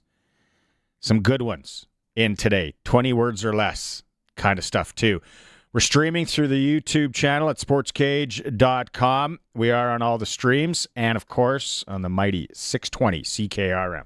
620 CKRM is your home to country's greatest hits and the 90s at 9. 1 full hour featuring the biggest hits of the 90s. Garth, Reba, Alan, Shania, George, and so much more. No cassette tape or CDs required, and 90s mullets are optional. 90s at 9 for the town of Wolseley and the voice of Saskatchewan. 620 CKRM. Elevate your baling experience with the Heston by Massey Ferguson 1 Series Round Baler. With a dependable, long-lasting design for challenging conditions and high-speed baling, this machine features swing-away net loading and an optional hydraulic drop floor for easy obstruction clearing. Quality hay production starts today with Heston by Massey Ferguson. See the Massey Ferguson 1 Series Round Baler at Nick's Service in Emerald Park. For more information, visit nicksservice.com. The ball is snapped. He scans the field. He's going deep. What a play!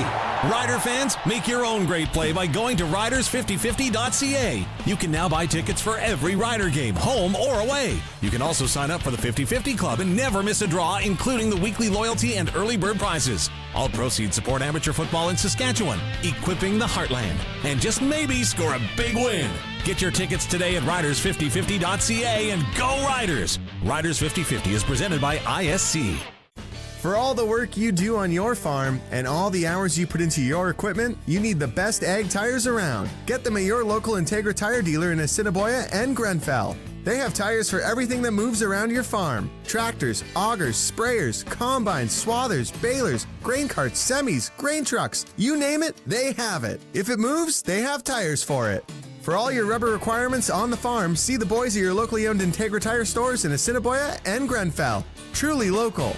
Get it hot and get it fast. Western Pizza Ugh, what do I want for supper? There's a bag of baby carrots, a slice of cheese that looks haunted. Step away from the sad cheese, Dave. What, the fridge? Since when do you talk? Since you've been standing here for 10 minutes whispering pizza or cereal like it's a hostage negotiation. I'll make this simple. Order Western pizza.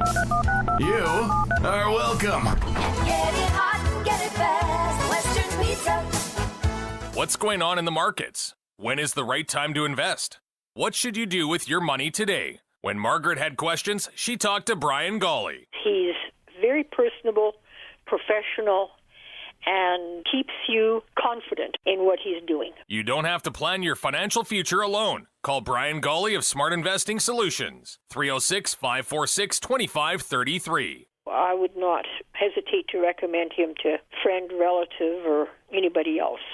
The Ritchie Brothers Fall Farm season is here, featuring a huge selection of agricultural equipment coming up for auction across Canada. With 28 separate equipment auctions scheduled between October 2nd and November 6th, we're confident you'll find the equipment you need to get up and running or expand operations. And the best part is you can view detailed listings and quickly assess their assets entirely online. Head on over to rbauction.com to learn more about this great opportunity. Once again, that's rbauction.com. The Sportscage Clutch Performer for Nick's Service in Emerald Park. Your local Massey Ferguson Challenger, Rogator, Gleaner, and Fendt dealer. Call 781-1077. Okay, quickly, the European team at the Ryder Cup. Sticking it right out. It's like, hey, and just got chirpy. And the videos that are coming out today, I like it. I sprinkled on the Americans, so I lost there. Locally, Peter Borscht, the beat man from the Regina Thunder, over 1,000 yards rushing on the season. And there's still games to go. Good job, Peter. Also, I want to give a shout out here because this one came in on the Prairie Land Rentals text line. The Horizon Senior Boys Golf Team capturing the Provincial Team Gold. Team consists of Trice Wallen, Tylen Wallen, Aiden Melstad, Jack Ellis. None of them are in grade 12, so future is bright, unless they get picked up by some academy. Go play golf somewhere, grade 12 year down south. They were in fourth place after day one, Maz. Ended up winning by 2 strokes over Saskatoon, who captured silver. So good job to the Horizon Senior Boys Golf Team. Thanks for sending that in as well. I have an unclutched performer, but you go. Do you have one? Curtis? Well, I have a clutch and clutch. So clutch performer, Brian Curtis. Adams, rocking the Agrodome last night, because let's pretend it's late 80s Brian Adams, and he's just rocking out. Favorite Brian Adams song? Heat of the Night. Heaven. I'm a big Heaven guy. What? Are you slow dance? Are you slow dancing in section Q? Like, yeah, okay, all right. Pour myself a whiskey by myself in my sunroom and throw on some Brian Adams and watch old videos of him singing Heaven. Brian My wife Adams thinks is I'm one weird of those too. Where he comes on the normal radio, if it's on a Spotify playlist or whatever. I never hit next. I never look for another station or hit the next song. I'll always end up listening. Unclutched performer. This is from the text line. This was preemptive. This was sent yesterday. Some guy saying doesn't agree with the policy that you can't leave. Like Brant Center events, go outside and come back. Like for smokes or whatever. It's concert time. People are giving her, just like living life. And it's a policy. I mean, you can't leave the Rider game either. Like once you're in, you're in. If you leave, you leave. There are a lot of places that do that now. I didn't know you couldn't go outside for a dart anymore if you're at the Brent. No. Just get him one of those saunas from Arctic Spa. Put it in the corner. Let everyone hotbox in there. Well, and smokers wouldn't mind that, but it's true. I know when we went out to the Rider game in Calgary, like it's a free for all at halftime. They give you these paper tickets to come back in. Nobody's asking them for them back. You just wandered out in the parking lot, came back in. Kids will never know. Kids will never know the grind of when we used to go to the bar and when you got home, you had to shower. You might as well have played a hockey game. You just reeked of smoke. You had to shower before you went to bed. And if you didn't, you were gross. Life was so different. Who's your unclutched performer? What do you got for unclutch? Unclutched performer. Getting my Sports Select ticket Sunday. Love Co-op. Co-op's got unreal coffee, by the way. It's like the highlight of my Sunday morning. I know. That's where my life is nowadays. Can we be easy, especially when it's cold? Can we be easy on the young people that are out there doing a good job working at Co-op? The one poor kid was kind of getting a little bit chastised because there was a little bit of soap on the top of this guy's vehicle after he went through the car wash.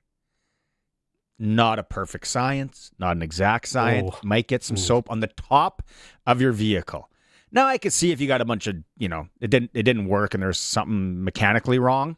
Okay, so this guy got a free wash. So I went out and peeked and looked, and I was like, give him some Kleenex. Wipe that off on your way. That's unclutch. Can I nominate myself as an unclutch performer in the car wash? So I have one of those car wash cards, and you can buy 5 or 10 at a time. You just swipe it through. Yeah, Sherwood Co-op all the time, and they're great gifts. They are. I got that for coaching football this year. Someone gave me a ultimate wash. Great gift.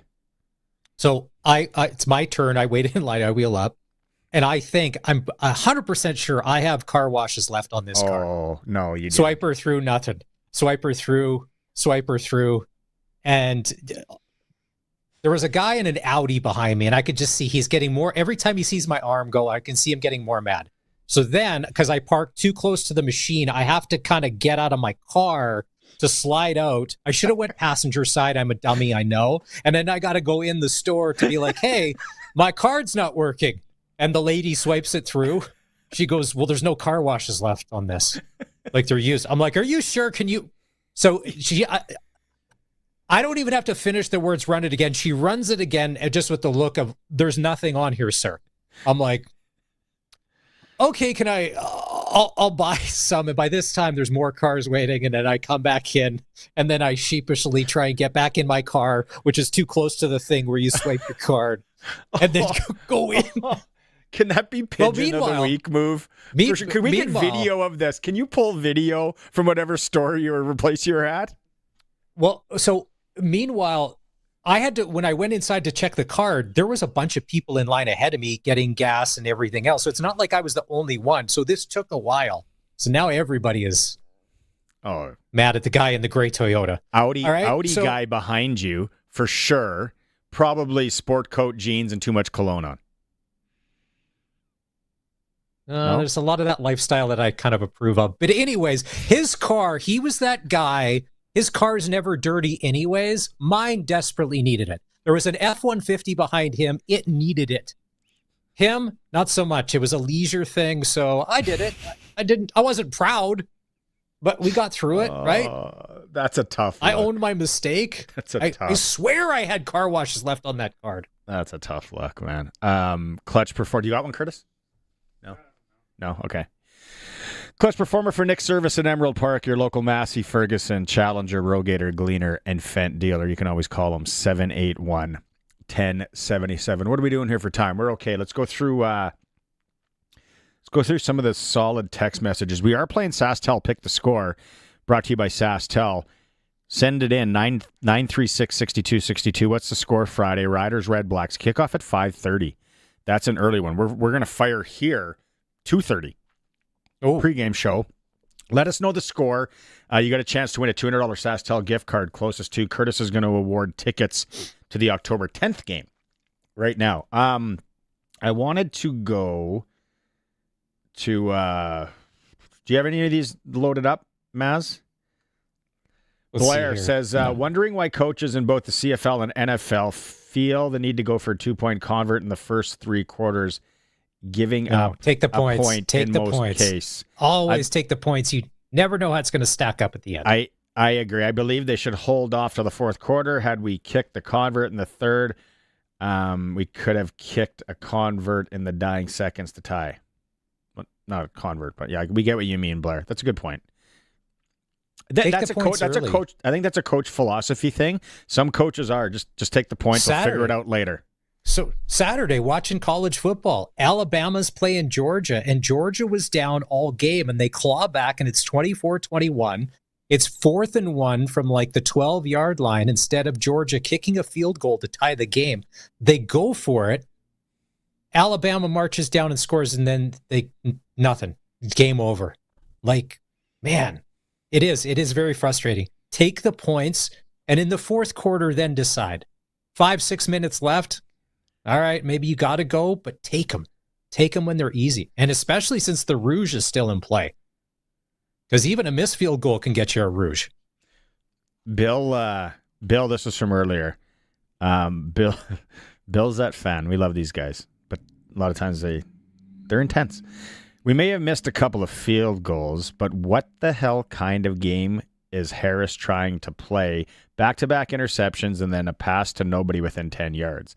I think either him, Mace, O'Day, and Reynolds had Bryce looking to do something other than football. I don't get the last part. Who's Bryce? I don't know. Maybe he knows Curtis that came to your house. No, it was Steve. I was Curtis. Bill. Steve was our guy. Bill doesn't like. We talked about that in hour one. Harris didn't look super polished. There's no doubt about that. Joseph's still winning text of the day with this. He could have just left it with the one line. It's so exhausting being a Rider fan. No, there's been tougher years. Trust me. There's been a few people, of course, coming to Lawther's defense today. Brendan was one. Always nice, short, quick little messages from him. In Lawther's defense, Mace didn't put him in a good position to succeed with trying that 56-yarder. I was surprised we didn't cough and corner it. Is 56 too long? It's not your dad's 56. It's the new. You see in the NFL how these guys are booting field goals like right down the you know what. Like Brandon Aubrey can kick a 65-yard field goal. Like if you hung like a soup can from the top, like it seems like he is like right dialed in. But yeah, 56 is that a tough spot for him? I don't know. Go back and listen to Luke in hour one. The tough spots or not, they've been more than patient with him this year.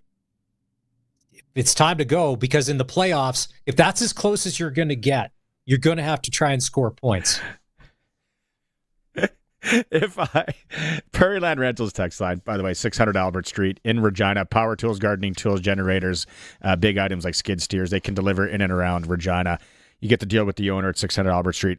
If I was going to say one of our faithful listeners, if one of them was going to message in about the Super Bowl halftime show, odds on favorite probably would have been Roscoe. So he goes, "What's up with the Super Bowl halftime show? Bad Bunny? ? This is the first time in the history of my life I don't know who the halftime show is. I saw a meme I saw a post on social media. So funny. You know how dudes, they have their profile pictures for social media and it's them taking a selfie with sunglasses on driving? It was like a collage of those guys. And it was like, don't know who the Super Bowl halftime show is. I was like, that's a win. I saw that. Me neither. I'd heard the name before, but I was like, but then I find out today. Do you know who is on Roger Goodell's committee to pick the halftime performer? He's on the payroll for the NFL. Jay-Z. Okay, the two biggest people. Here comes. Did you guys watch Happy Gilmore too? Yeah. Yes. Yeah, Bad Bunny was in it with Travis Kelce. He was one of the waiters. Super memorable. Yeah, great. Yeah. What's one of his songs, Curtis? I'm not a big Bad Bunny guy. Exactly. Oh no, wait. He did one with what's his name? Skrillex. It's called In the Ghetto. Big fan. Wouldn't you agree that the two biggest music stars in the world right now are Taylor Swift and Morgan Wallen? Right? They're in their own orbit. They would pull eyeballs that maybe Jay-Z. Oh, did I put that in the group chat? The last time they had a country halftime show was 31 years ago. It was Clint Black and Travis Tritt. They've never had one since. Was Travis Tritt wearing his leather pants and like hip thrusting, and he plays too long. He's known for playing too long. It's like, Travis, why are you playing covers? You have enough. You have enough good tunes. I saw him at a casino about 10 years ago. Maybe he's quit drinking, but he should have. He was quite drunk by the end of the show. He wasn't the only one, but I'm like, dude, you're the one that has to sing the songs and play guitar. But Travis, okay, Taylor Swift, Morgan Wallen, right? If that was announced, a lot of people, even if you're not casual, you've probably heard of. But Bad Bunny, I'm like you. I'm like, who is this? Zero interest in this now. Zero. I said it to my wife, and because she works with the U, she's like, "Oh yeah, we know who it is." And then, Curtis, who are we missing? Morgan Wallen, Taylor Swift, and then you young kids. Who else slaps out there? Who would be a good halftime show? Well, did The Weeknd the other year? The Weeknd, yeah. I'm thinking like big Canadian talent. You know who would be good? No. Anne-Marie. Nobody in Canada. Tate McRae. No. From Calgary. She has no songs. Like you have to perform for 12 minutes. She kind of piggybacks on. Yeah, I agree. Dated Regina boy Cole Sillinger for a while. Bad Bunny. The Johnner Brothers. 10 more miles. Show. Let's go. Yeah. Are you singing there, Maz? You might be muted. I'm trying to think like if there's any of the with the youth. Taylor Swift for sure. Sure. And Morgan Wallen. Those are the two biggest stars in music right now. It doesn't matter the genre. This is a point in your life where you really think, for the first time ever, I have no idea who the halftime show is. Jeffrey Burton Cummings must still be pretty high. Jeffrey from Winnipeg. No, where's he from? Calgary. I'm coming to Calgary next weekend, Jeffrey. We should go for a beer. I was watching the Baltimore-Kansas City game yesterday.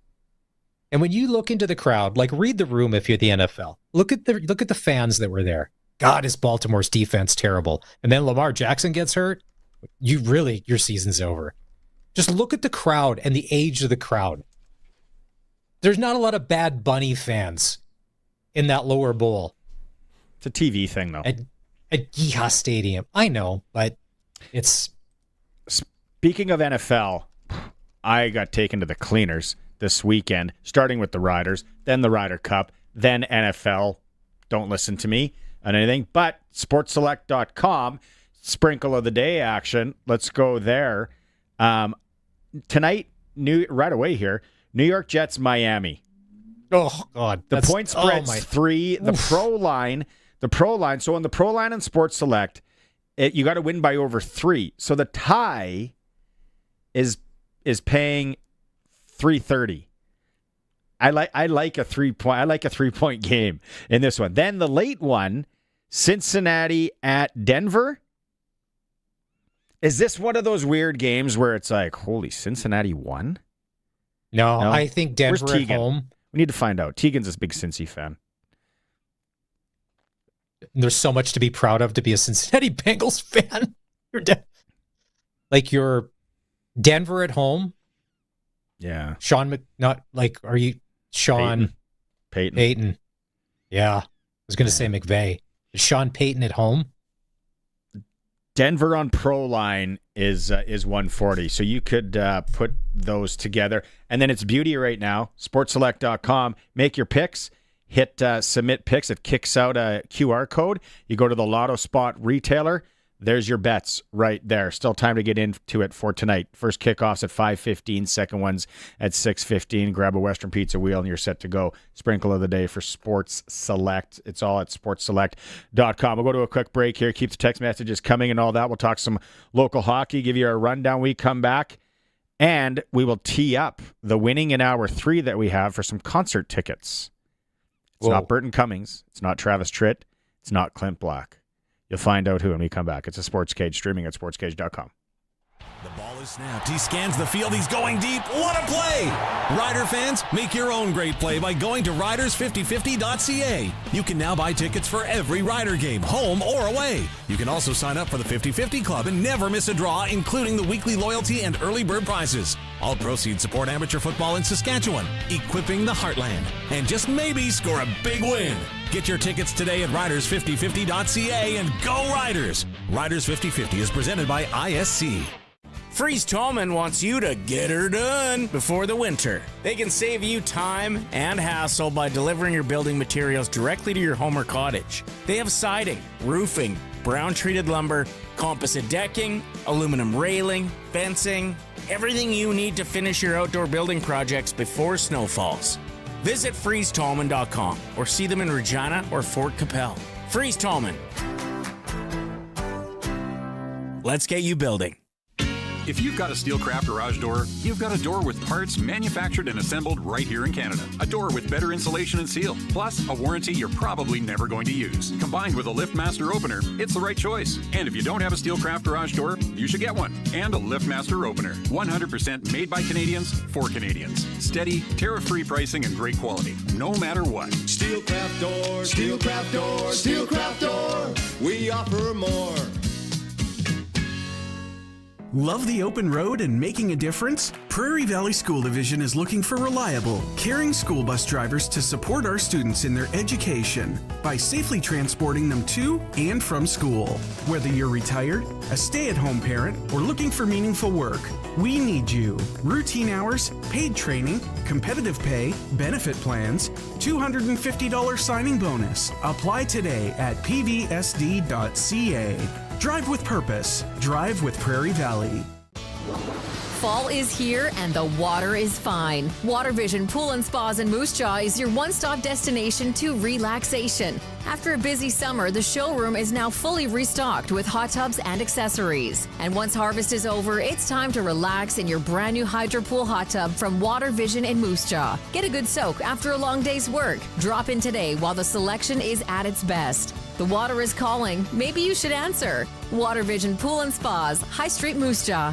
This is Cal from Cowtown with an important public service announcement. This back-to-school season, everyone's talking about slowing down in school zones, healthy lunches, and apparently education is sort of important or something like that. But it's so easy to forget the pets.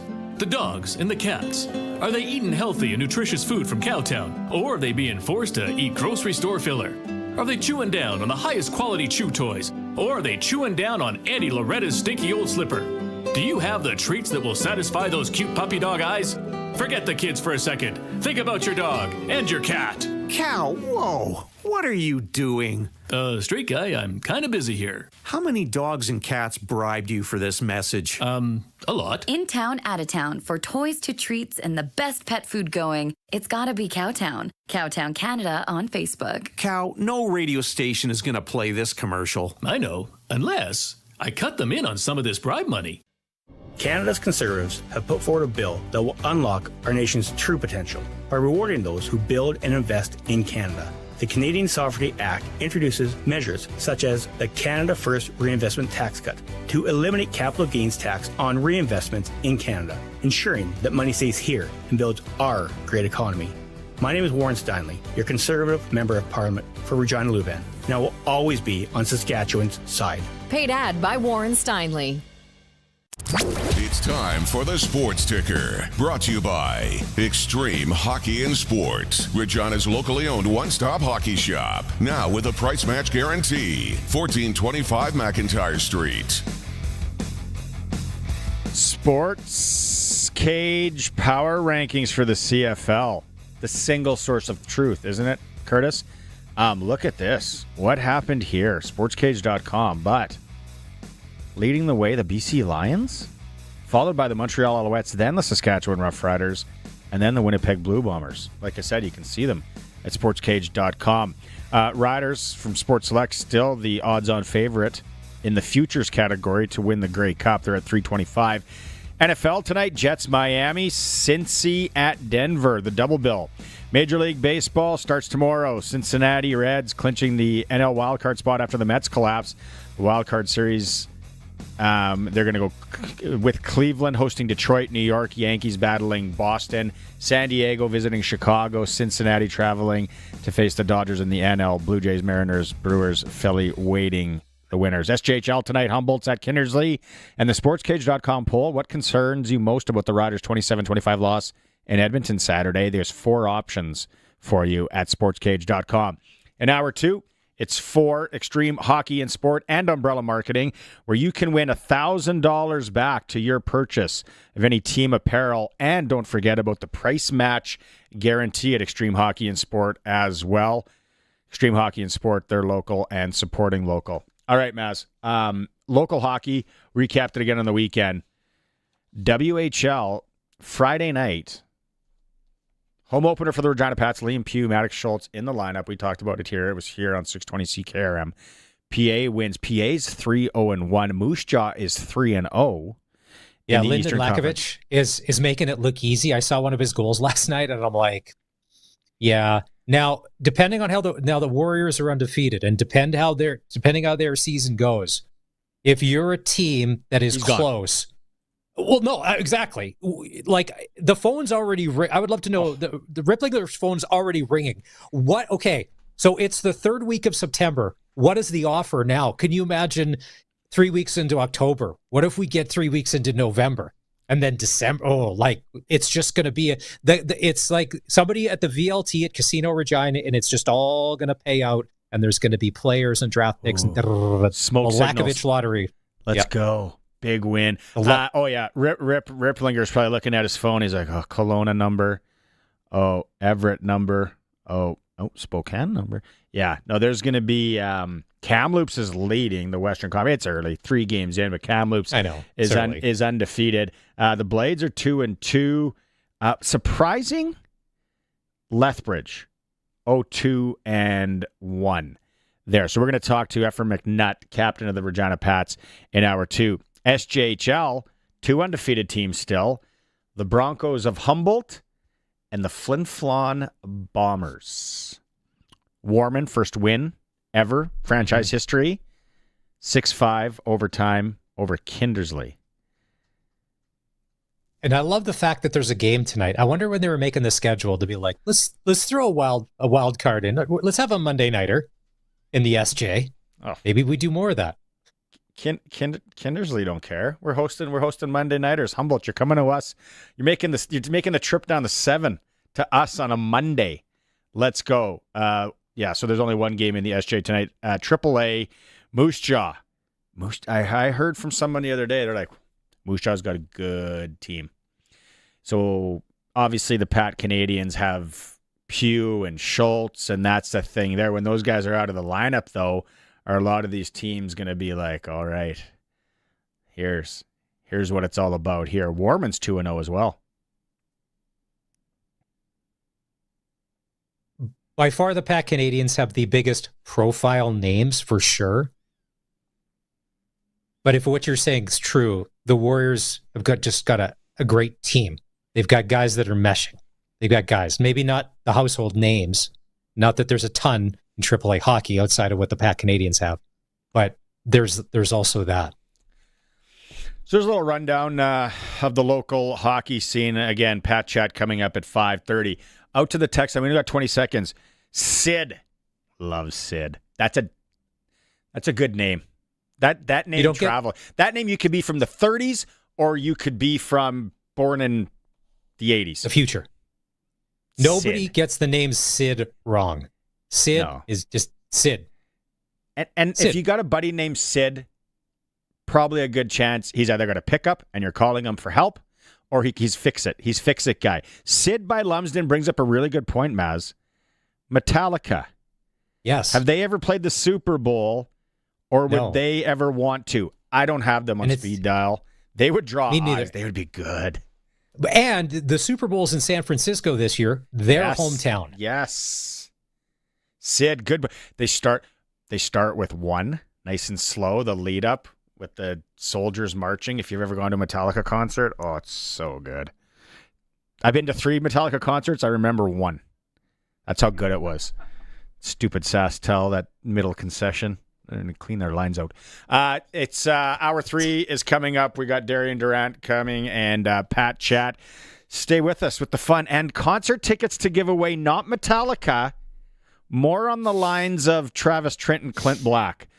Those are the hints. We're going to give them away in hour 3. It's a Sportscage, streaming at sportscage.com. Nazareth. 620 CKRM is your home to country's greatest hits and the 90s at 9. One full hour featuring the biggest hits of the 90s. Garth, Reba, Alan, Shania, George, and so much more. No cassette tape or CDs required, and 90s mullets are optional. 90s at 9 for the town of Wolseley and the voice of Saskatchewan. 620 CKRM. SEIU West members are phlebotomist, food service worker, security officer, plumber, continuing care assistant, porter, licensed practical nurse, medical device reprocessing worker, purchasing agent, environmental services worker, social services worker, cook, health information management practitioner, switchboard operator, distribution worker. The backbone of your public health care system. Learn more at seiuwest.ca. Hockey is back, and what better way to kick off the season than a visit to Extreme Hockey and Sport? September is Customer Appreciation Month, where every purchase qualifies you to receive your money back.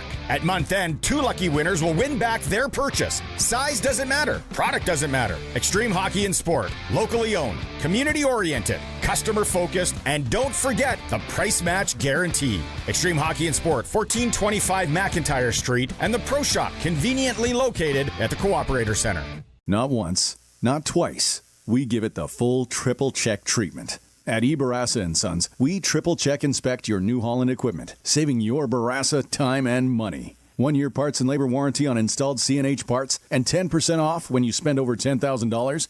You bet your sweet Barassa. We take good care of your equipment at eBarassa & Sons. Book before November 29th at ebarassa.com.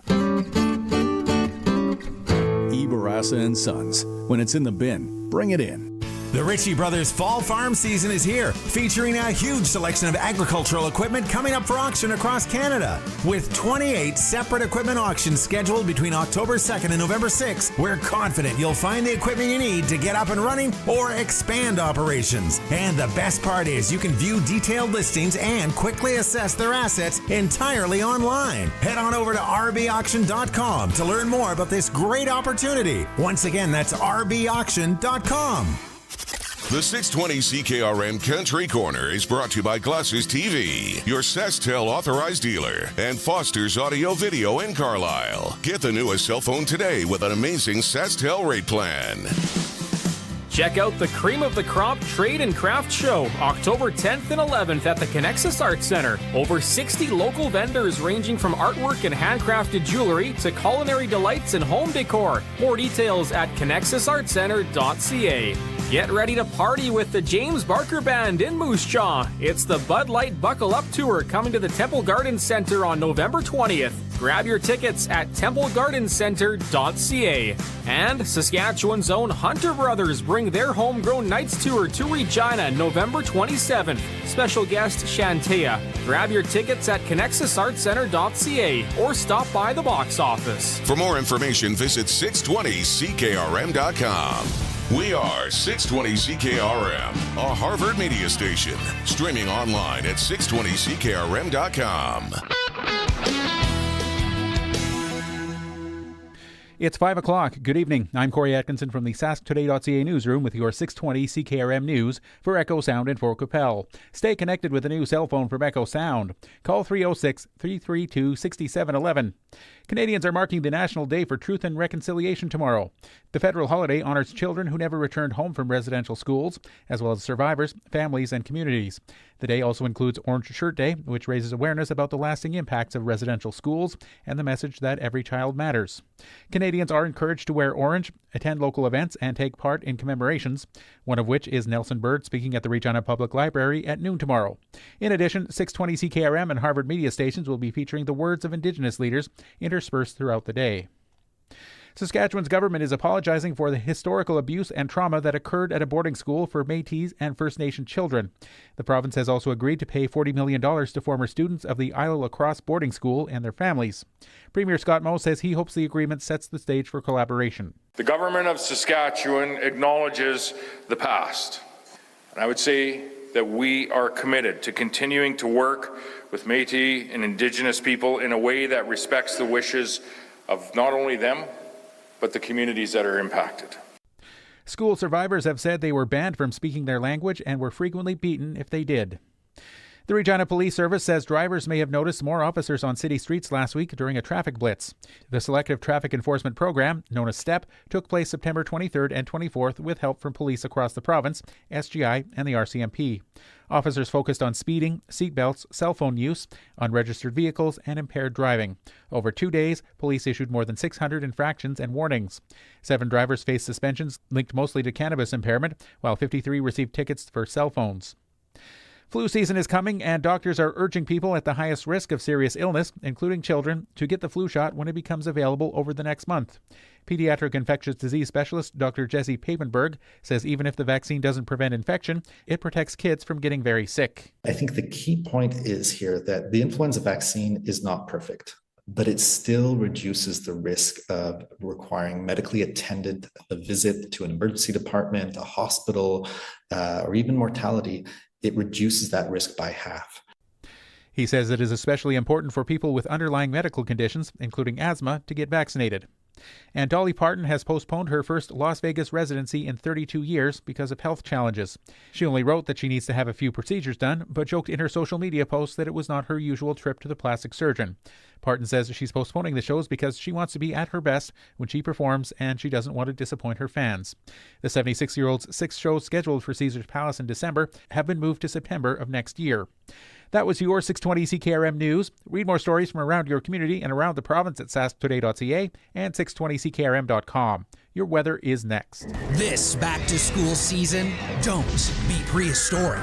Mom, my phone is basically a fossil. Sweetie, your phone's older than a T-Rex. Time to evolve at Echo Sound, your SaskTel authorized dealer. They have new phones, back-to-school deals, internet and Max TV stream, and no extinct data plans. In 2025, there's no excuse to roam with a Jurassic phone. Echo Sound, your SaskTel authorized dealer in Fort Capel, echosound.ca.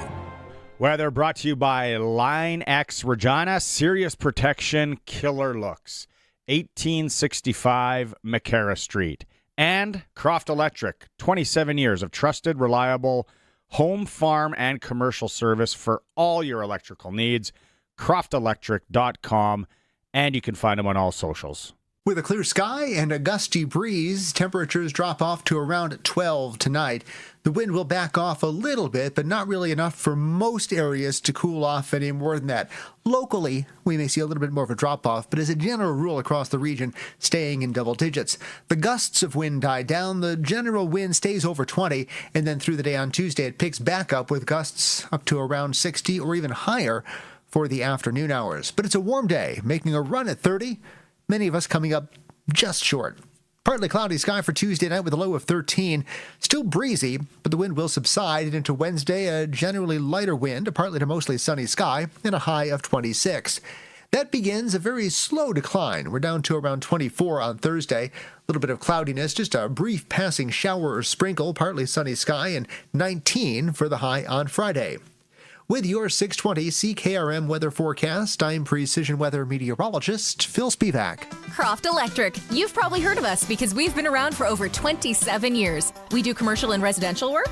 Yes. We do permanent holiday lighting? Yes. We do cabins? Yes. And farms? Yes and yes. We're an authorized Generac generator dealer. We are a full-service electrical company with the experience and the people to service all of your electrical needs. We are Croft Electric. We will be here when you need us. Do it right, do it once. Follow us on all social and call 306-586-1333 to book.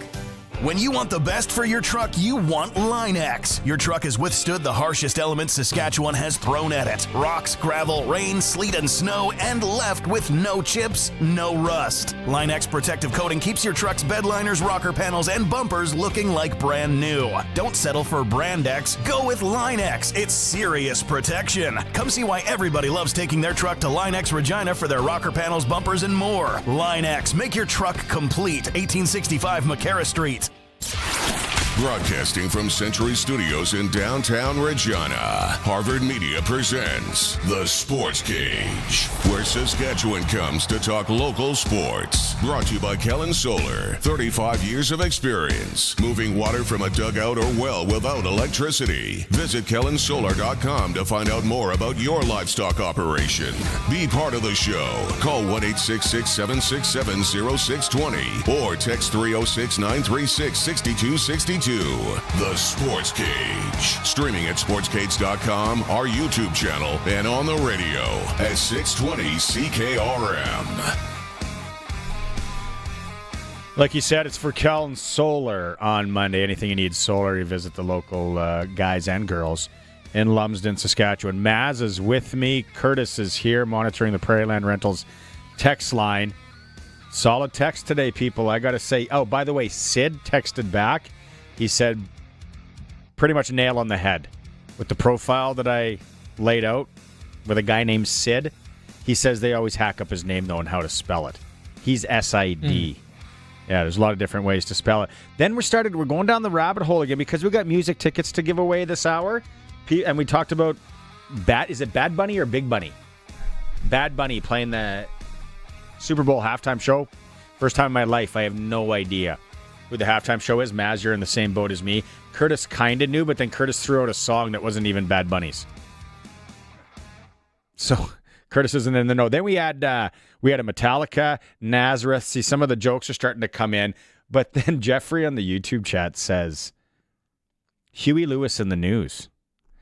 He's not going to play the halftime show. But then doesn't a guy start thinking about the great tunes from Huey Lewis in the news? I saw them at the Bez Garden a few years ago.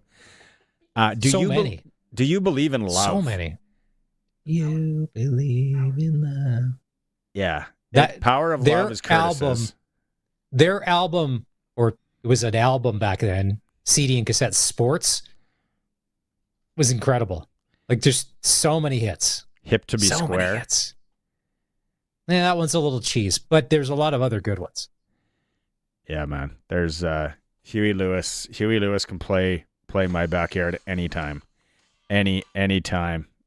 If this is it. I remember seeing the movie Back to the Future, where Power of Love comes from.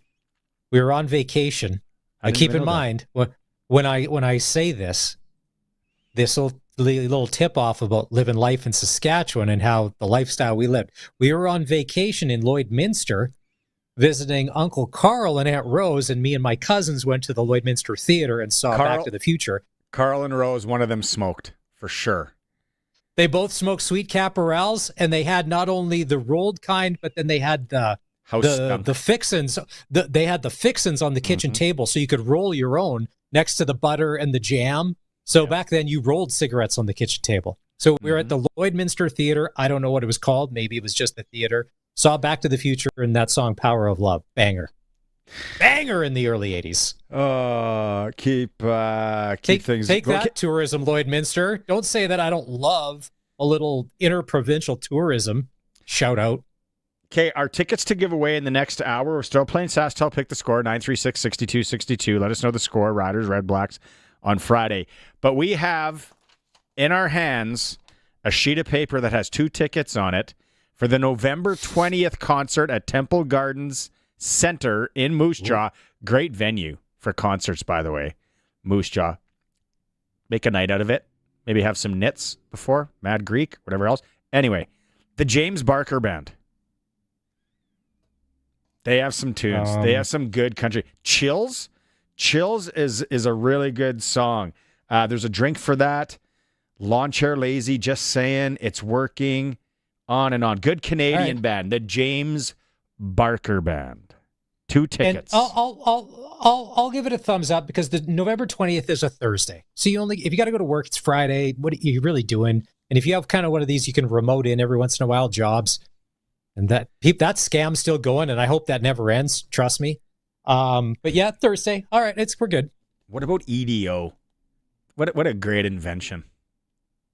My sister-in-law, who works for the city of Saskatoon, she's always bragging about her EDO, her earned day off. And I'm like, really? Do you guys need days off? Because I think there's a lot of things you're not doing efficiently. There's probably people that are waiting on hold longer. They need stuff done. Like, no, it's in the collective agreement. Ain't ever coming out. Crofty's letting us know that Bad Bunny is a Happy caddy in Happy Gilmore too. No, I heard he's a waiter. Crofty. He was a caddy? Okay. There you go, Crofty. A little late to the party. We got you. That a boy. Okay, let's get going with Darian. It's time for Double Talk with Saskatchewan Roughrider legend Darian Durant. Double Talk is brought to you by Campbell Safety Consulting. At Campbell Safety Consulting, we work towards helping companies create a competitive edge by executing a proactive health and safety program. Name me one Bad Bunny song, Darian. Bad Bunny, Monaco. I think. Is that a song? I think he's the. That's him, right? Curtis says yes. I don't know. Okay. Yeah. Okay. Darian wins. Darian wins. And initial reaction last night, Darian, because I thought of you when the game ended. The Dallas Cowboys tying the Green Bay Packers at 40 was a huge victory for the Dallas Cowboys and that organization. It was. I mean, especially going against Michael Parsons, right? I mean, you had to be able to validate somewhat that trade, and you'll take not taking the L and not having a huge game. I mean, that's huge for the Cowboys. That was the Cowboys Super Bowl last night. That was a Super Bowl win in 2025. Jerry, take that to the bank. Jerry was just sitting on the edge of his seat like it was a Super Bowl game, right? Just the intensity on his face was crazy. We talked to Luke Mullinder in hour one, Cowboys fan, and I said, "What about the smoke that Jerry throws out in the post-game presser about we got great quarterback play on both sides of the ball. We had some guys out there, and then we had one of the most expensive players ever in the NFL or whatever he said." Oh, was that a throw, wasn't it? Oh, I know. I don't know why Jerry seems to be taking these shots at Micah. I mean, at some point, Jerry's going to have to pay a defender top dollar like that, and it won't be a quarterback. So I don't know. There's some bad blood there, and I don't like those guys taking shots at each other like that. Yeah, Jerry. But it was good. The Cowboys tie is going to go down as one of the greatest games in NFL history. That they're probably already working on a 30 for 30. Look how sad that is. That a tie ball game is going to go down in history. That's so crazy. You know, this is all seriousness now. This is how the NFL kind of rolls. A lot of people. I listen to Dan Patrick almost religiously every day, and another talk I was listening to, I think, Get Up on ESPN this morning. Hate the ties. Get rid of the ties. I wouldn't be surprised, Darian, if the NFL starts looking at, okay, every game's got to end in a winner and a loser. Yeah, for sure. I mean, when it gets down to the end of the season and you're sitting there fighting for playoff position and you have this tie on your record, you didn't have a chance to win and you don't make the playoffs, it definitely would be something that these owners will get upset about. I mean, it's big business with these NFL games. So ties do no good for you. Darian, could I ask a question? This is crazy. So yesterday, the Philadelphia Eagles beat the Tampa Bay Buccaneers 31-25. Jalen Hurts had no yards passing in the second half. Did you ever have a game where you had no yards passing in either the first or the second half? Not that I can recall. I mean, even if I just throw a little swing pass to the back or something, but for them to win and him, have no completions is just totally. I know, it's crazy. Yeah. Let's go to the Riders and Elks, the loss in Edmonton. Maz and I talked in hour one. It's like the recency bias thing where we don't judge the game on that last drive where they get down there, failed 2-point conversion. Darian, can you put your finger on it as a former quarterback, a guy that ran an offense, won a Grey Cup, all that? Why are they starting so slow offensively? You know what? I think it's just a new lineup of guys that, entering the lineup, and Trevor's trying to get that chemistry going back with them. I mean, you have a Joe who's came back mid-season.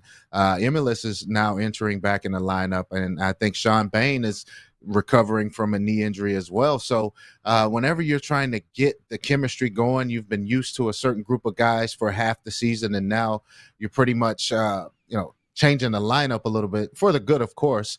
It's tough to get the timing and the chemistry down. So I think these games you're seeing Trevor struggling a little bit, trying to find the timing. And I mean, you have to give the defenses credit as well, right? When you've seen 10 to 12 games of offense from the Riders, you kind of get a beat on what they're doing, and then it becomes a mano-a-mano football game. So a mixture of just new guys coming into the lineup and then teams having some film where they could game plan a little bit more and be a little bit more strategic as to how they approach this Rider offense. I think both of those things contribute to it.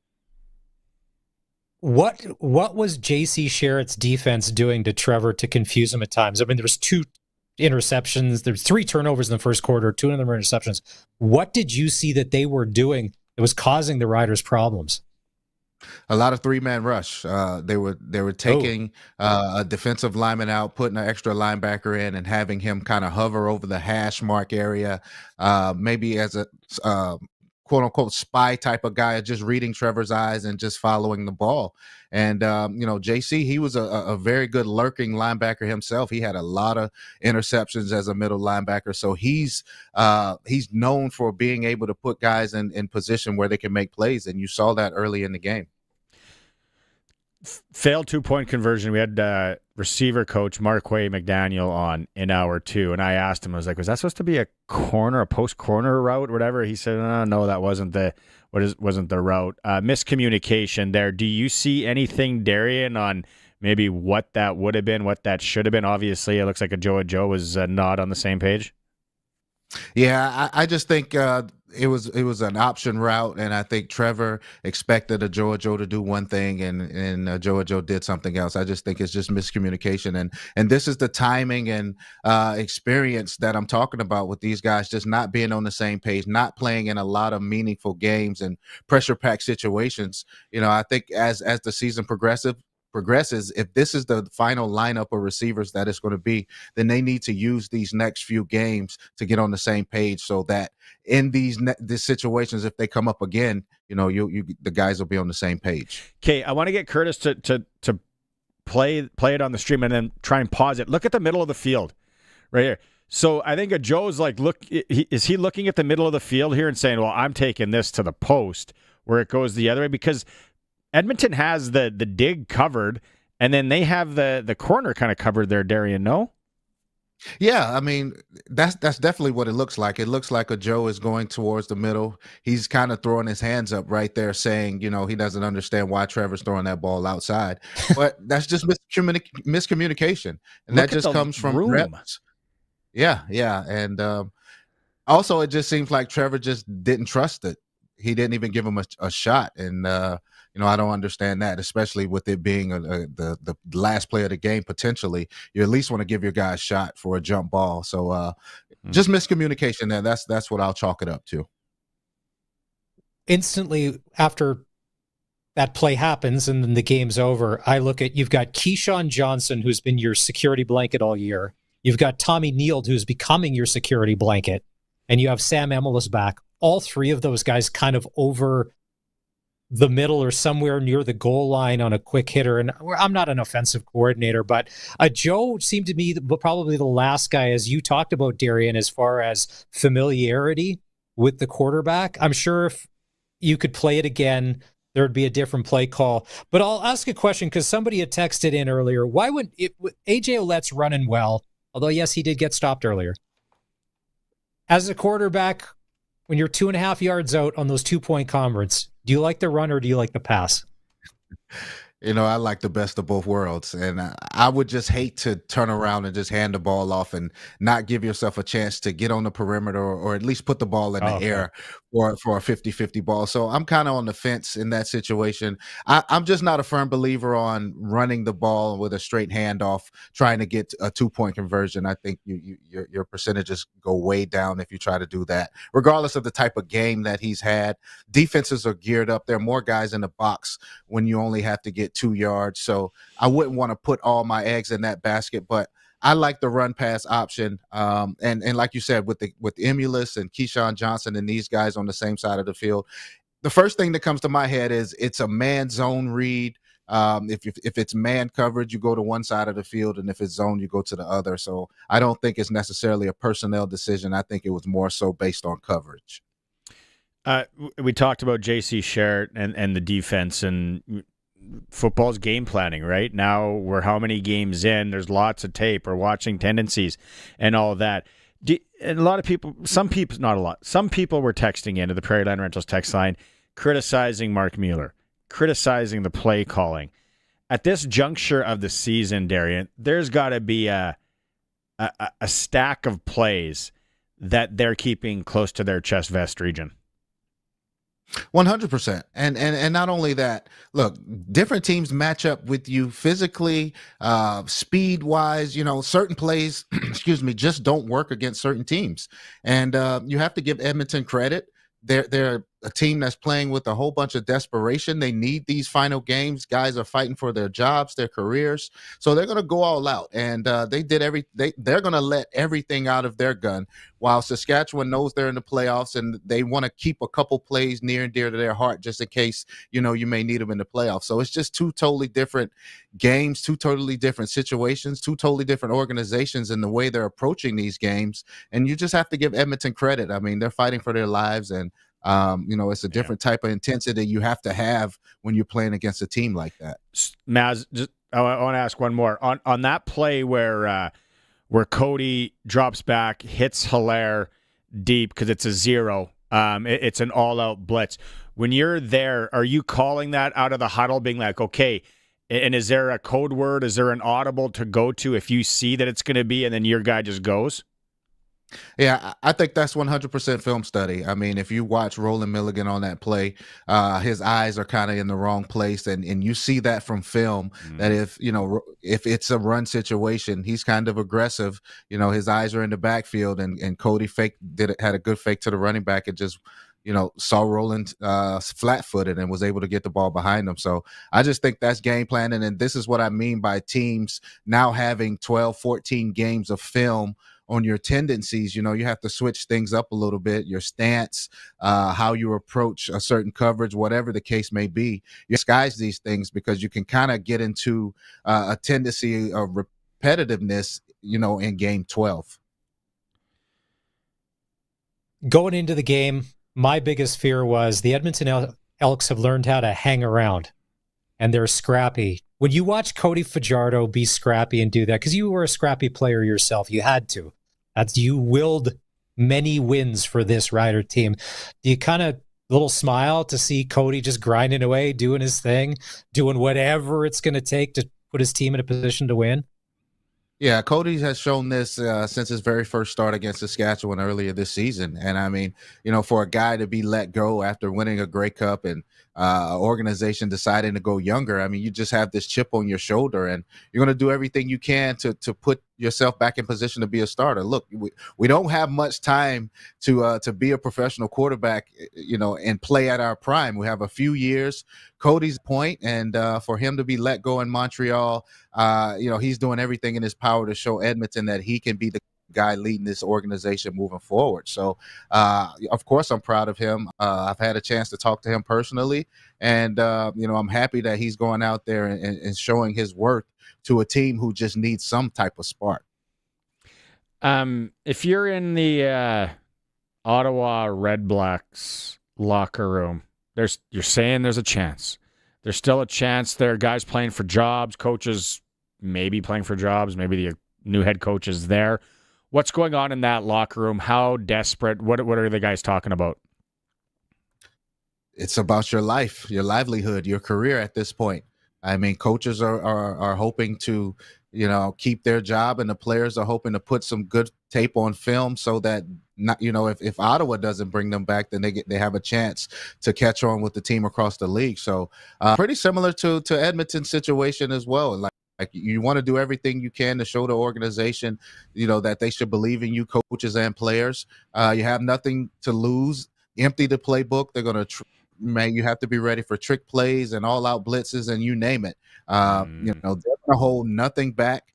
They need this win desperately. And, like I said, whenever your livelihood is on the line, look, guys get paid well in the CFL to play a kid's game, and you want to keep that going as long as possible. And in order to do that, you have to have good film and you have to win games, and they're going to do everything they can to put those two together. Darian, as a Rider fan, probably the most concerning thing to me after the weekend was all done. The Riders lost.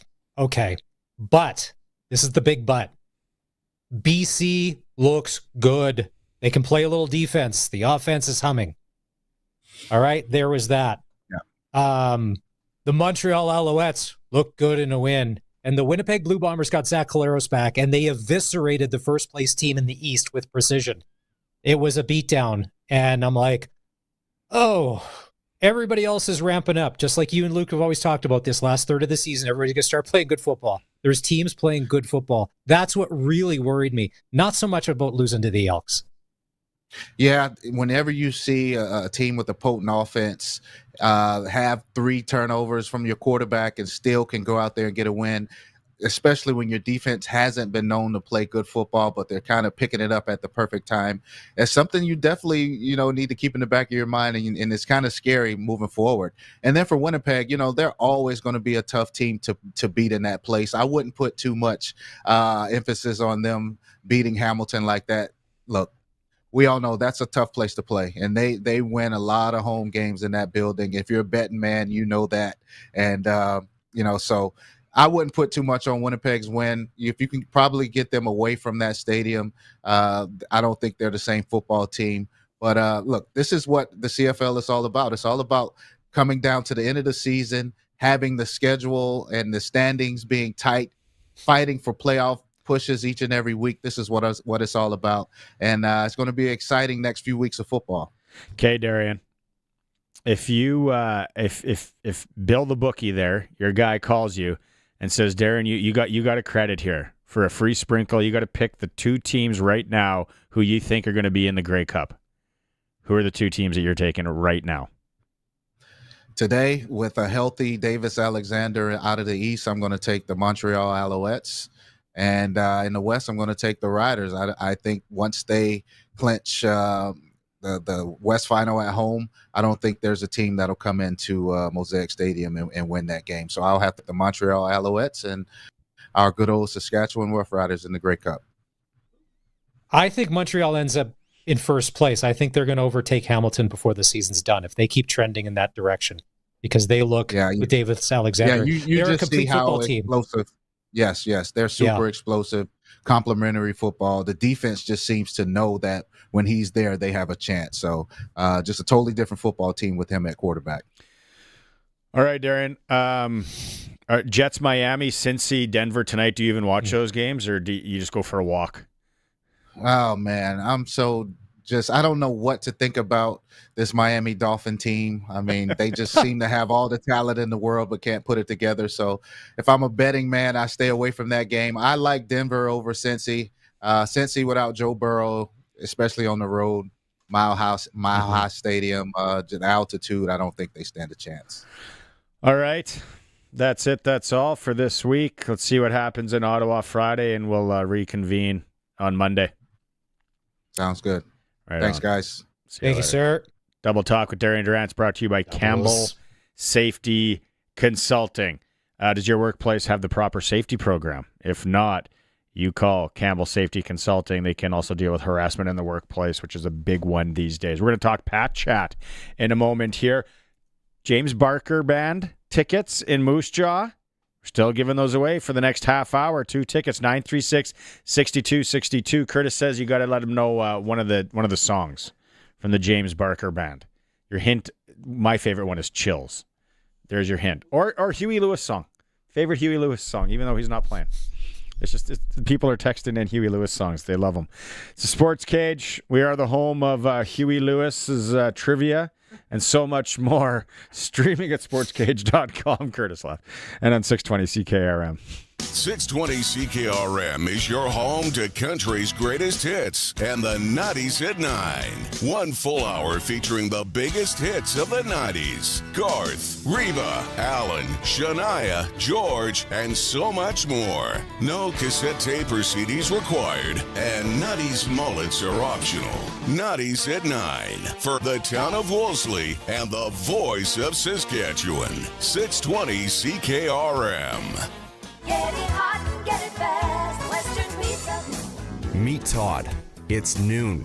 he's really hungry, and his stomach makes sure to let him know it. Todd, we talked about this. No more skipping meals. I need cheese. I need crust. I need Western pizza. All right. Western pizza it is. Western Pizza. Dine in or take out today before your stomach starts making demands. And get it hot and get it fast. Western Pizza. Sask Power is working to improve the power system in your area. In order to do their work safely, they need to shut the power off for customers in Abernethy, Abernethy Rural, and surrounding communities from 1 p.m. to 4 p.m. on Tuesday, September 30th, weather permitting. Again, the power will be out for 3 hours on Tuesday, September 30th, from 1 p.m. to 4 p.m. for customers in Abernethy. For updates on this outage, visit saskpower.com/outages. They apologize for the inconvenience and thank you for your patience. The Ritchie Brothers Fall Farm season is here, featuring a huge selection of agricultural equipment coming up for auction across Canada. With 28 separate equipment auctions scheduled between October 2nd and November 6th, we're confident you'll find the equipment you need to get up and running or expand operations. And the best part is you can view detailed listings and quickly assess their assets entirely online. Head on over to rbauction.com to learn more about this great opportunity. Once again, that's rbauction.com. It's time for the Sports Ticker, brought to you by Steelcraft Doors Regina, made in Western Canada for Western Canadians. Monday means the new Sportscage Power Rankings, and the people that are involved have, if you're watching the stream, here it is. Surprise, surprise, BC Lions, number 1 team, followed by the Montreal Alouettes and the Riders dropping down to 3rd. Bombers are in at 4th, and the Tiger Cats at 5. You can find that at sportscage.com. A couple games in the NFL tonight. Monday Night Football, Jets in Miami. Cincy is at Denver. No Major League Baseball. It fires up tomorrow. SJHL and Kindersley. Humboldt's in town for a Monday affair. Sportscage.com poll today. What concerns you most about the Riders' 25-27 loss in Edmonton Saturday? There's 4 options to vote at sportscage.com. The ticker is for Regina Steelcraft Doors. You need a garage door. They're now into their new 40,000 square foot facility, and they're made in Western Canada for Western Canada. Regina Steelcraft Doors. Let's talk some Regina Pats, and Pat Chat here for a few moments, joining us on the Western Pizza Guest Hotline and through the stream if you're watching them. Ephraim McNutt, we talked to him last year, captain of the Regina Pats. First off, flying on your own. I know you're doing your pilot's license. Where are we with that? Yeah, very close. Unfortunately, had some hiccups through the summer with the school I was at. They had some planes go down.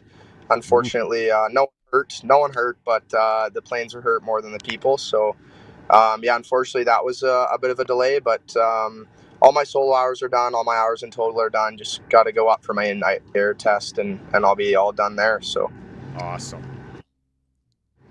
Now, is this something that you work out with the boys to be like, well, you guys have fun on the bus. I'm gonna be flying in. I'll meet you there. I mean, it's all good. It's a little different. Hey, just teasing. Quick question: with Maddox Schultz and Liam Pugh, we know that they're going to be playing X amount of games with the Regina Pats this year. You're the captain of this hockey club. Do you feel like you're kind of like the shepherd, the big brother, to be like, all right, we protect these guys at all costs, not only me, but everybody else on this team. These guys are just learning about the league.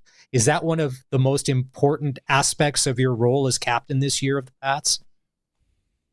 Yeah, good question. Yeah, I think so for sure. I think we're very fortunate those guys are already so mature at such a young age and carry themselves more like an 18 or 19-year-old in the league. So they can definitely hold their own, but we're definitely there to back them up, whether it's on or off the ice, to show them the ways or protect them a little more and pick them up during a tough game or a better team. So yeah, I think I view that as one of my roles for sure, but nothing to take away from them. They're very mature kids. How are they different personality-wise? Honestly, not much. Pretty similar, if I'm being honest. Maddox is well, actually, I don't know. I was going to say Maddox is a bit more of a jokester, but that's not even true. They're both kind of jokesters and real comfortable with the guys, so that's obviously great to see. But yeah, pretty similar in that regard. You guys are 0-3 early in the season. PA home opener. What are you saying in the room? Guys, let's keep it positive here. It's still early, just to try and grind this out. Yeah, I think it's so easy to just kind of look back at our last couple of years and kind of just say, here we go again, or it's fine. This is how it's been. But I think we have a bit of a chip on our shoulder this year and don't want to just settle for another losing season. So I think the guys are definitely taking it a bit more to heart this year. And obviously that's great to see. But yeah, really there was a couple games that really could have went either way. We've actually played some pretty decent hockey to start the year. So I think it's easy to get down, but we just got to understand that we have been playing pretty well and take that as a positive when we can. Winning is contagious, and you know this because you've been around a long time to get that message across. Like if we just get one, and then we get one more, and then it can roll and it could start to snowball. Because you look at some of the undefeated teams, would anybody have thought that Moose Jaw would be 3-0 to start the season? Like, can it be that easy just to once one, and then it starts? Yeah, absolutely. I don't think winning's ever easy, but yeah, we certainly have said it in the room. Hey guys, we understand that we're not an 0-3 team this year. We have some skill and we have some more chemistry this year. And yeah, looking at teams like Moose Jaw who are 3-0, and then looking at a team like Brandon who have made some pretty big trades and they're 0-3. So that's really just evident on how true the games can go either way in the Western Hockey League. We are just so close. So yeah, that is a huge thing, and yeah, it is kind of crazy looking around the league, some of the records for sure. Not to look too far ahead here, but what were your personal goals going into this season? Well, I think honestly, becoming a leader and gaining a larger leadership role on the team is one thing. Just beyond my personal thing, just being able to help young guys out and really kind of try my best to do everything I can to kind of turn the team around. And also I'll look at next year. I don't want to move too far ahead in the future, but looking at NCAA options and potentially some pro options are kind of my cards. So we'll see how that goes, but options are certainly good. If you had the choice right now, play pro or somebody's coming with a ride, are you going NCAA or are you going pro? Yeah, that's a good question. I think I could always go pro after university, but it's not totally guaranteed that I can go to university after pro. So that's one of the real huge upsides with going to school. So yeah, that's kind of how I look at things. But as rules change, who knows? Maybe we'll be able to go to university after. But it's interesting. And you can fly. You get down there and fly your buddies around. You could flight simulator. Yeah. How hard is it? You'd mentioned you're the captain of the hockey team, and you basically got to put this on your shoulders. Is it you that has to tell yourself, or is it the coaching staff, maybe family, to be like, listen, you can't do it all yourself. You got to do your part, but you can't take on this whole responsibility. There's got to be others work, because that also is a lot of responsibility, Ephraim, for a young guy to feel like, all right, I got to make this thing work, for this thing to work as a collective group. Yeah, good question. I think there's an aspect of both. I think my coach can kind of let me know that, and my mom as well. She's in a pretty big leadership role herself in her job, so it's kind of nice that she can have experience and have some say and some suggestions. And I know as important it is for me to lead guys, it's also at times I have to be a little bit selfish and understand that it's for my own development as well. But I think in a role like this, I think the team certainly comes first, and it's only going to help me seeing a team strive and do well together. So. Your mom's with the RCMP, right? If I remember correctly? Yes, yeah, you got her. Where's she stationed, or where's she at? In Red Deer. She's the OIC, so she's the head of the detachment there. So it's kind of nice to have some real life experience from her to help me out in that. Man, you had to keep your nose clean as a kid, eh? Oh, yeah. Well, and if you could get her to call down, there's some RCMP around Medicine Hat as you're cruising through on the Transcount. They love to set up that speed trap there. Maybe you've been caught in it as well. Can we email you after and get your mom to look after some stuff, maybe behind the scenes as a Pats supporter? I'm just saying. Yeah, I play Pat. I know exactly where that's at, so I feel you. Yeah. Sucks. I want to end on this. We asked Maddox, maybe every time we talk to a Pats player, I'm going to ask this year, what are you listening to before the game to get pumped up? What kind of music? Who are you listening to? Mostly rock. I'll go Zombie, by the Cranberries, and then I'll go kind of one right before I go Everlong by the Foo Fighters. That's kind of my two that kind of pump me up, but yeah, those are the go-to. We could hang out. I like that. Those are good. Do you know who Bad Bunny is? I just learned who he was today, or it. Barely. Yeah, not much at all. Do you know who Huey Lewis and the News is? No, I don't. Yeah, that's way. But your mom would know. That's our. They got arrested in Red Deer a couple of times. They got out.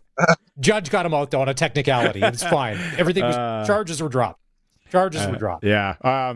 All right, Captain. Well, with long season here, only 3 games in. Thanks for making some time today. Go do your thing. Always a pleasure talking to you. Yes, absolutely. Thanks very much, guys. We'll see you again. Right on. There he is, captain of the Regina Pats, Ephraim McNutt, pilot. One day he'll be a captain, flying captain. Captain. He's captain. That's cool. Barney, could you imagine? I know Huey Lewis in the News. I know. No, I know you, and I know me, and I know Curtis a little bit.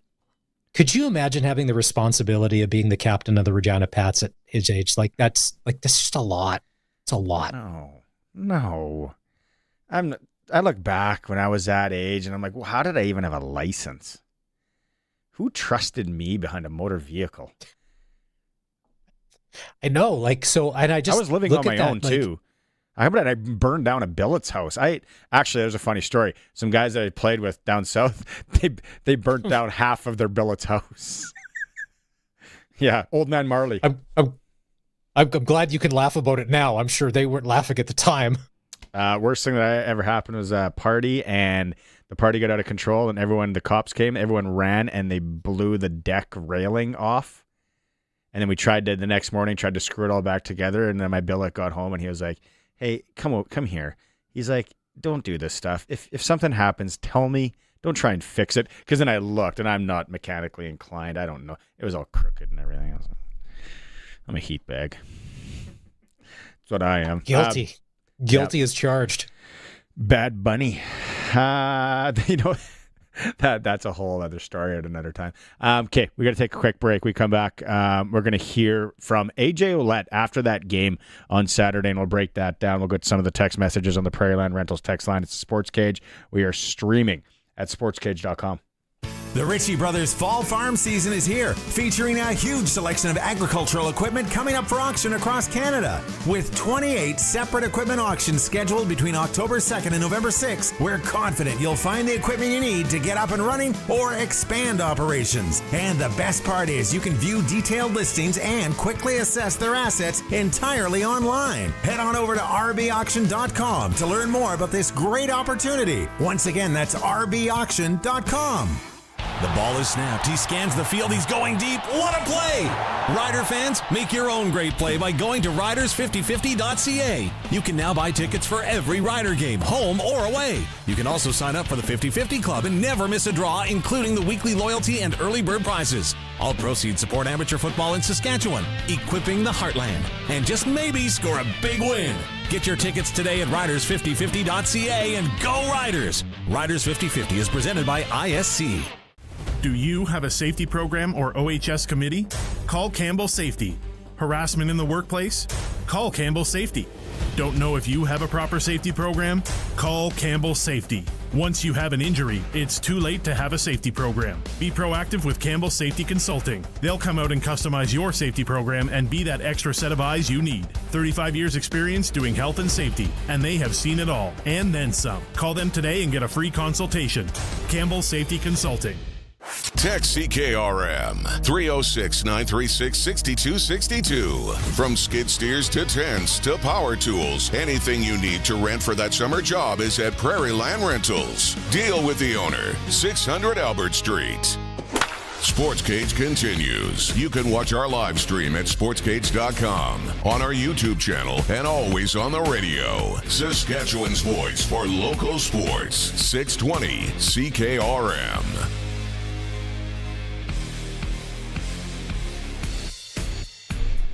Mark gets it on the text line. He's like, I am from the 80s music genre. But when we throw out how great Power of Love is, in brackets, which it is like our parents talking about that 45 banger Stardust from the Artie Shaw Orchestra. It is, though. Yeah. It is. We're old. Music's good. 80s and 90s music. Like, there was some cheese there, but it was good. The 80s I loved. I came to appreciate the 70s. The 90s doesn't play well to me. Like, a lot of it is so stylized and garbagey. Like, I can't listen to a ton of it. I was never a country grunge music. guy. Were you a grunge guy? See, I was never a grunge guy. A little bit. I couldn't get over the fact that hair metal died because of grunge. Like, it hit a brick wall. Nirvana came along and hair metal, Poison, Def Leppard, Motley Crue, all of them. It hit a brick wall, and that's what did in. Def Leppard's one of those crazy bands that was one of the few that to survive through the eras of music like grunge, where most bands just fell apart.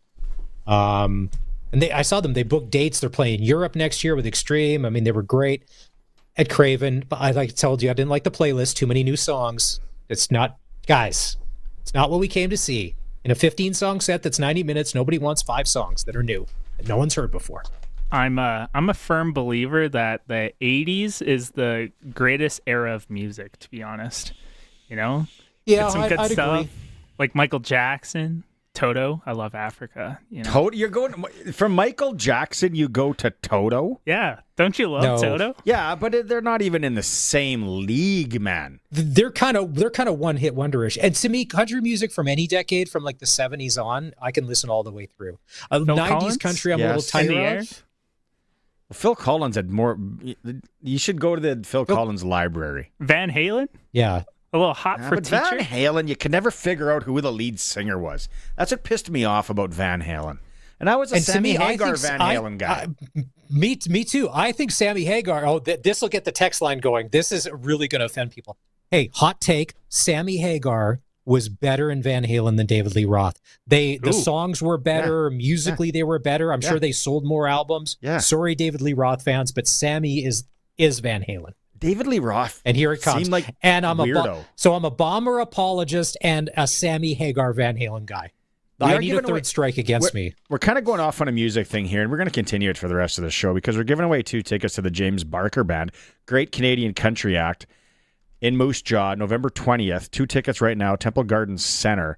Text in 936-6262. Let us know your James Barker song and then anything else musical genre. You know, here's a band from the 90s that, because I was country music guy, like Tim McGraw with his mullet mustache, like that album, Don't Take the Girl, Indian Outlaw, all that was so good.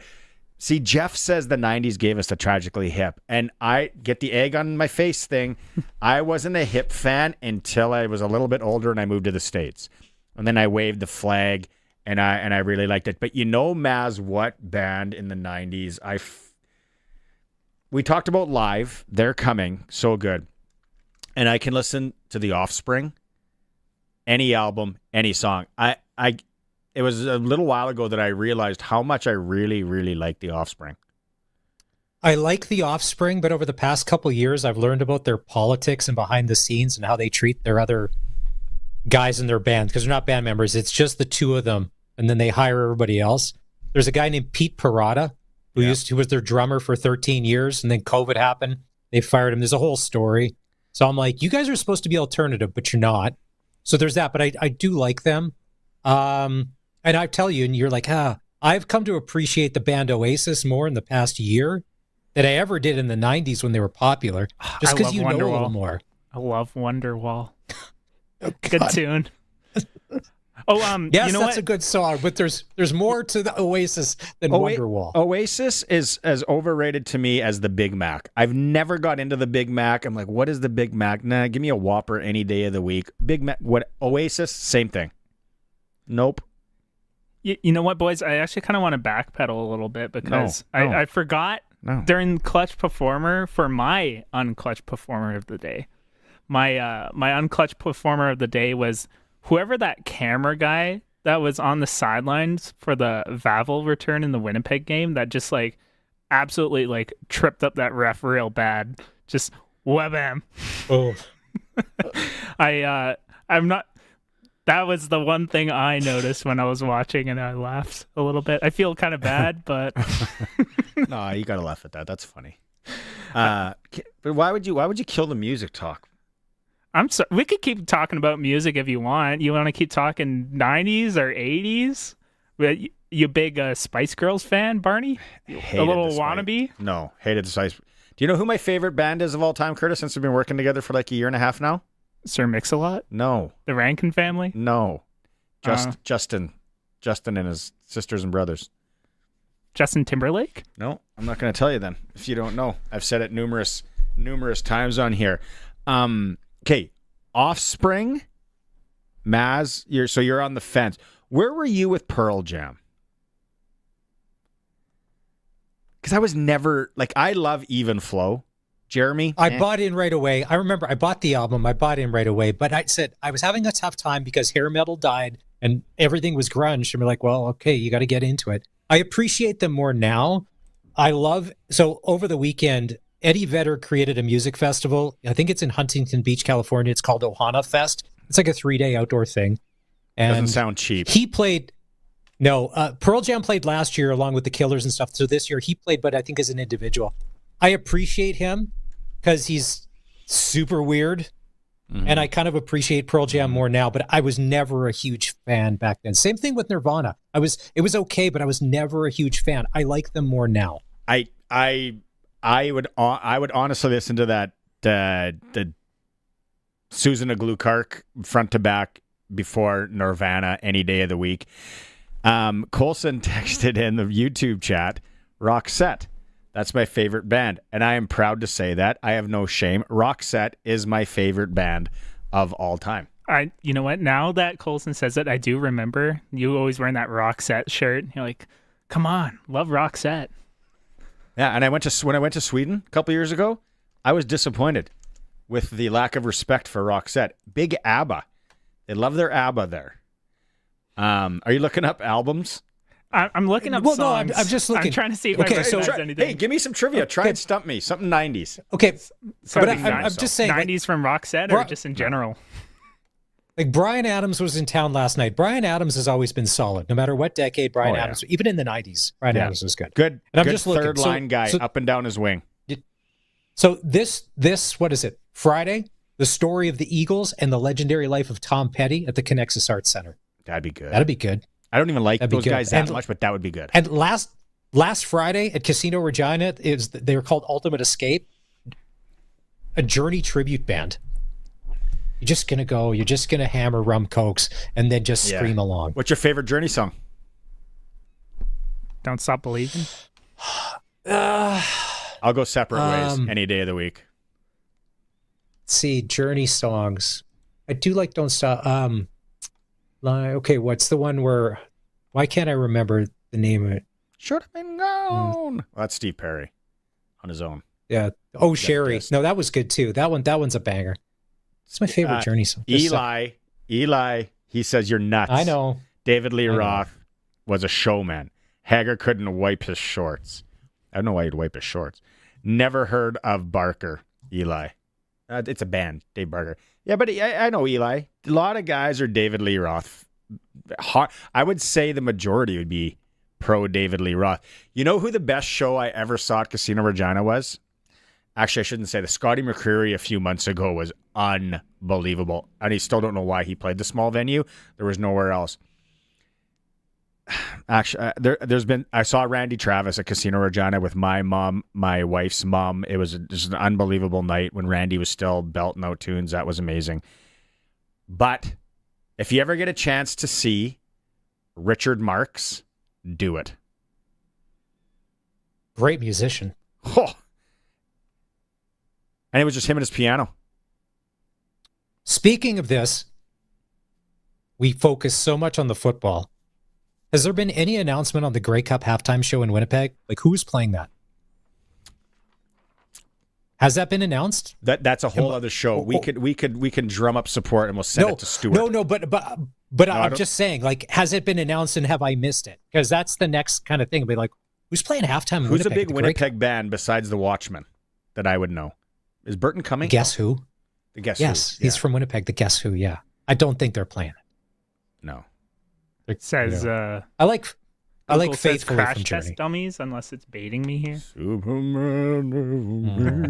that'd be awful. Origin, That'd be Winnipeg, awful. Manitoba. You know Harry, who co-hosts once in a while on the show? He went to Crash Test Dummies last year, 2 years ago, at the Broadway Theater in Saskatoon. Unbelievable. Remember Peter Pumpkinhead? They sang that one too. Hey, don't forget the Rider Foundation 50/50 coming up. This week's early bird prize until Thursday at 5 o'clock. A Banff ski getaway package for 4 includes 2 nights at the Banff Caribou Lodge and Spa, full day at Lake Louise and the ice fields, and lift tickets. Or you can take $2,700 cash. So that's coming up. Okay, we got to go. No show tomorrow. We are recognizing Truth and Reconciliation Day here at Harvard Media. I'll be back on Wednesday, possibly with Maz. He says he's got nothing going on Wednesday, so he might be rolling through. Curtis, good job today. Maz, good job today. Listen to some Crash Test Dummies on your way home or Rock Set. Sports Cage, we'll talk to you on Wednesday. Rider Nation lives on 620 CKRM. I'm Dave Thomas, voice of the Saskatchewan Roughriders. Friday is game day as the Riders take on the Ottawa Redblacks. Countdown to kickoff with Justin Dunk and Tegan Whitco's at 2:30. The pregame show's at 4:30. And kickoff with Luke Mullinder and I is at 5:30. Saskatchewan Roughrider football on the Cooperators Rider Broadcast Network is brought to you by Prairie Ford Dealers, Claws of America, and Sask Energy. Stream every moment of Rider football at sportscage.com.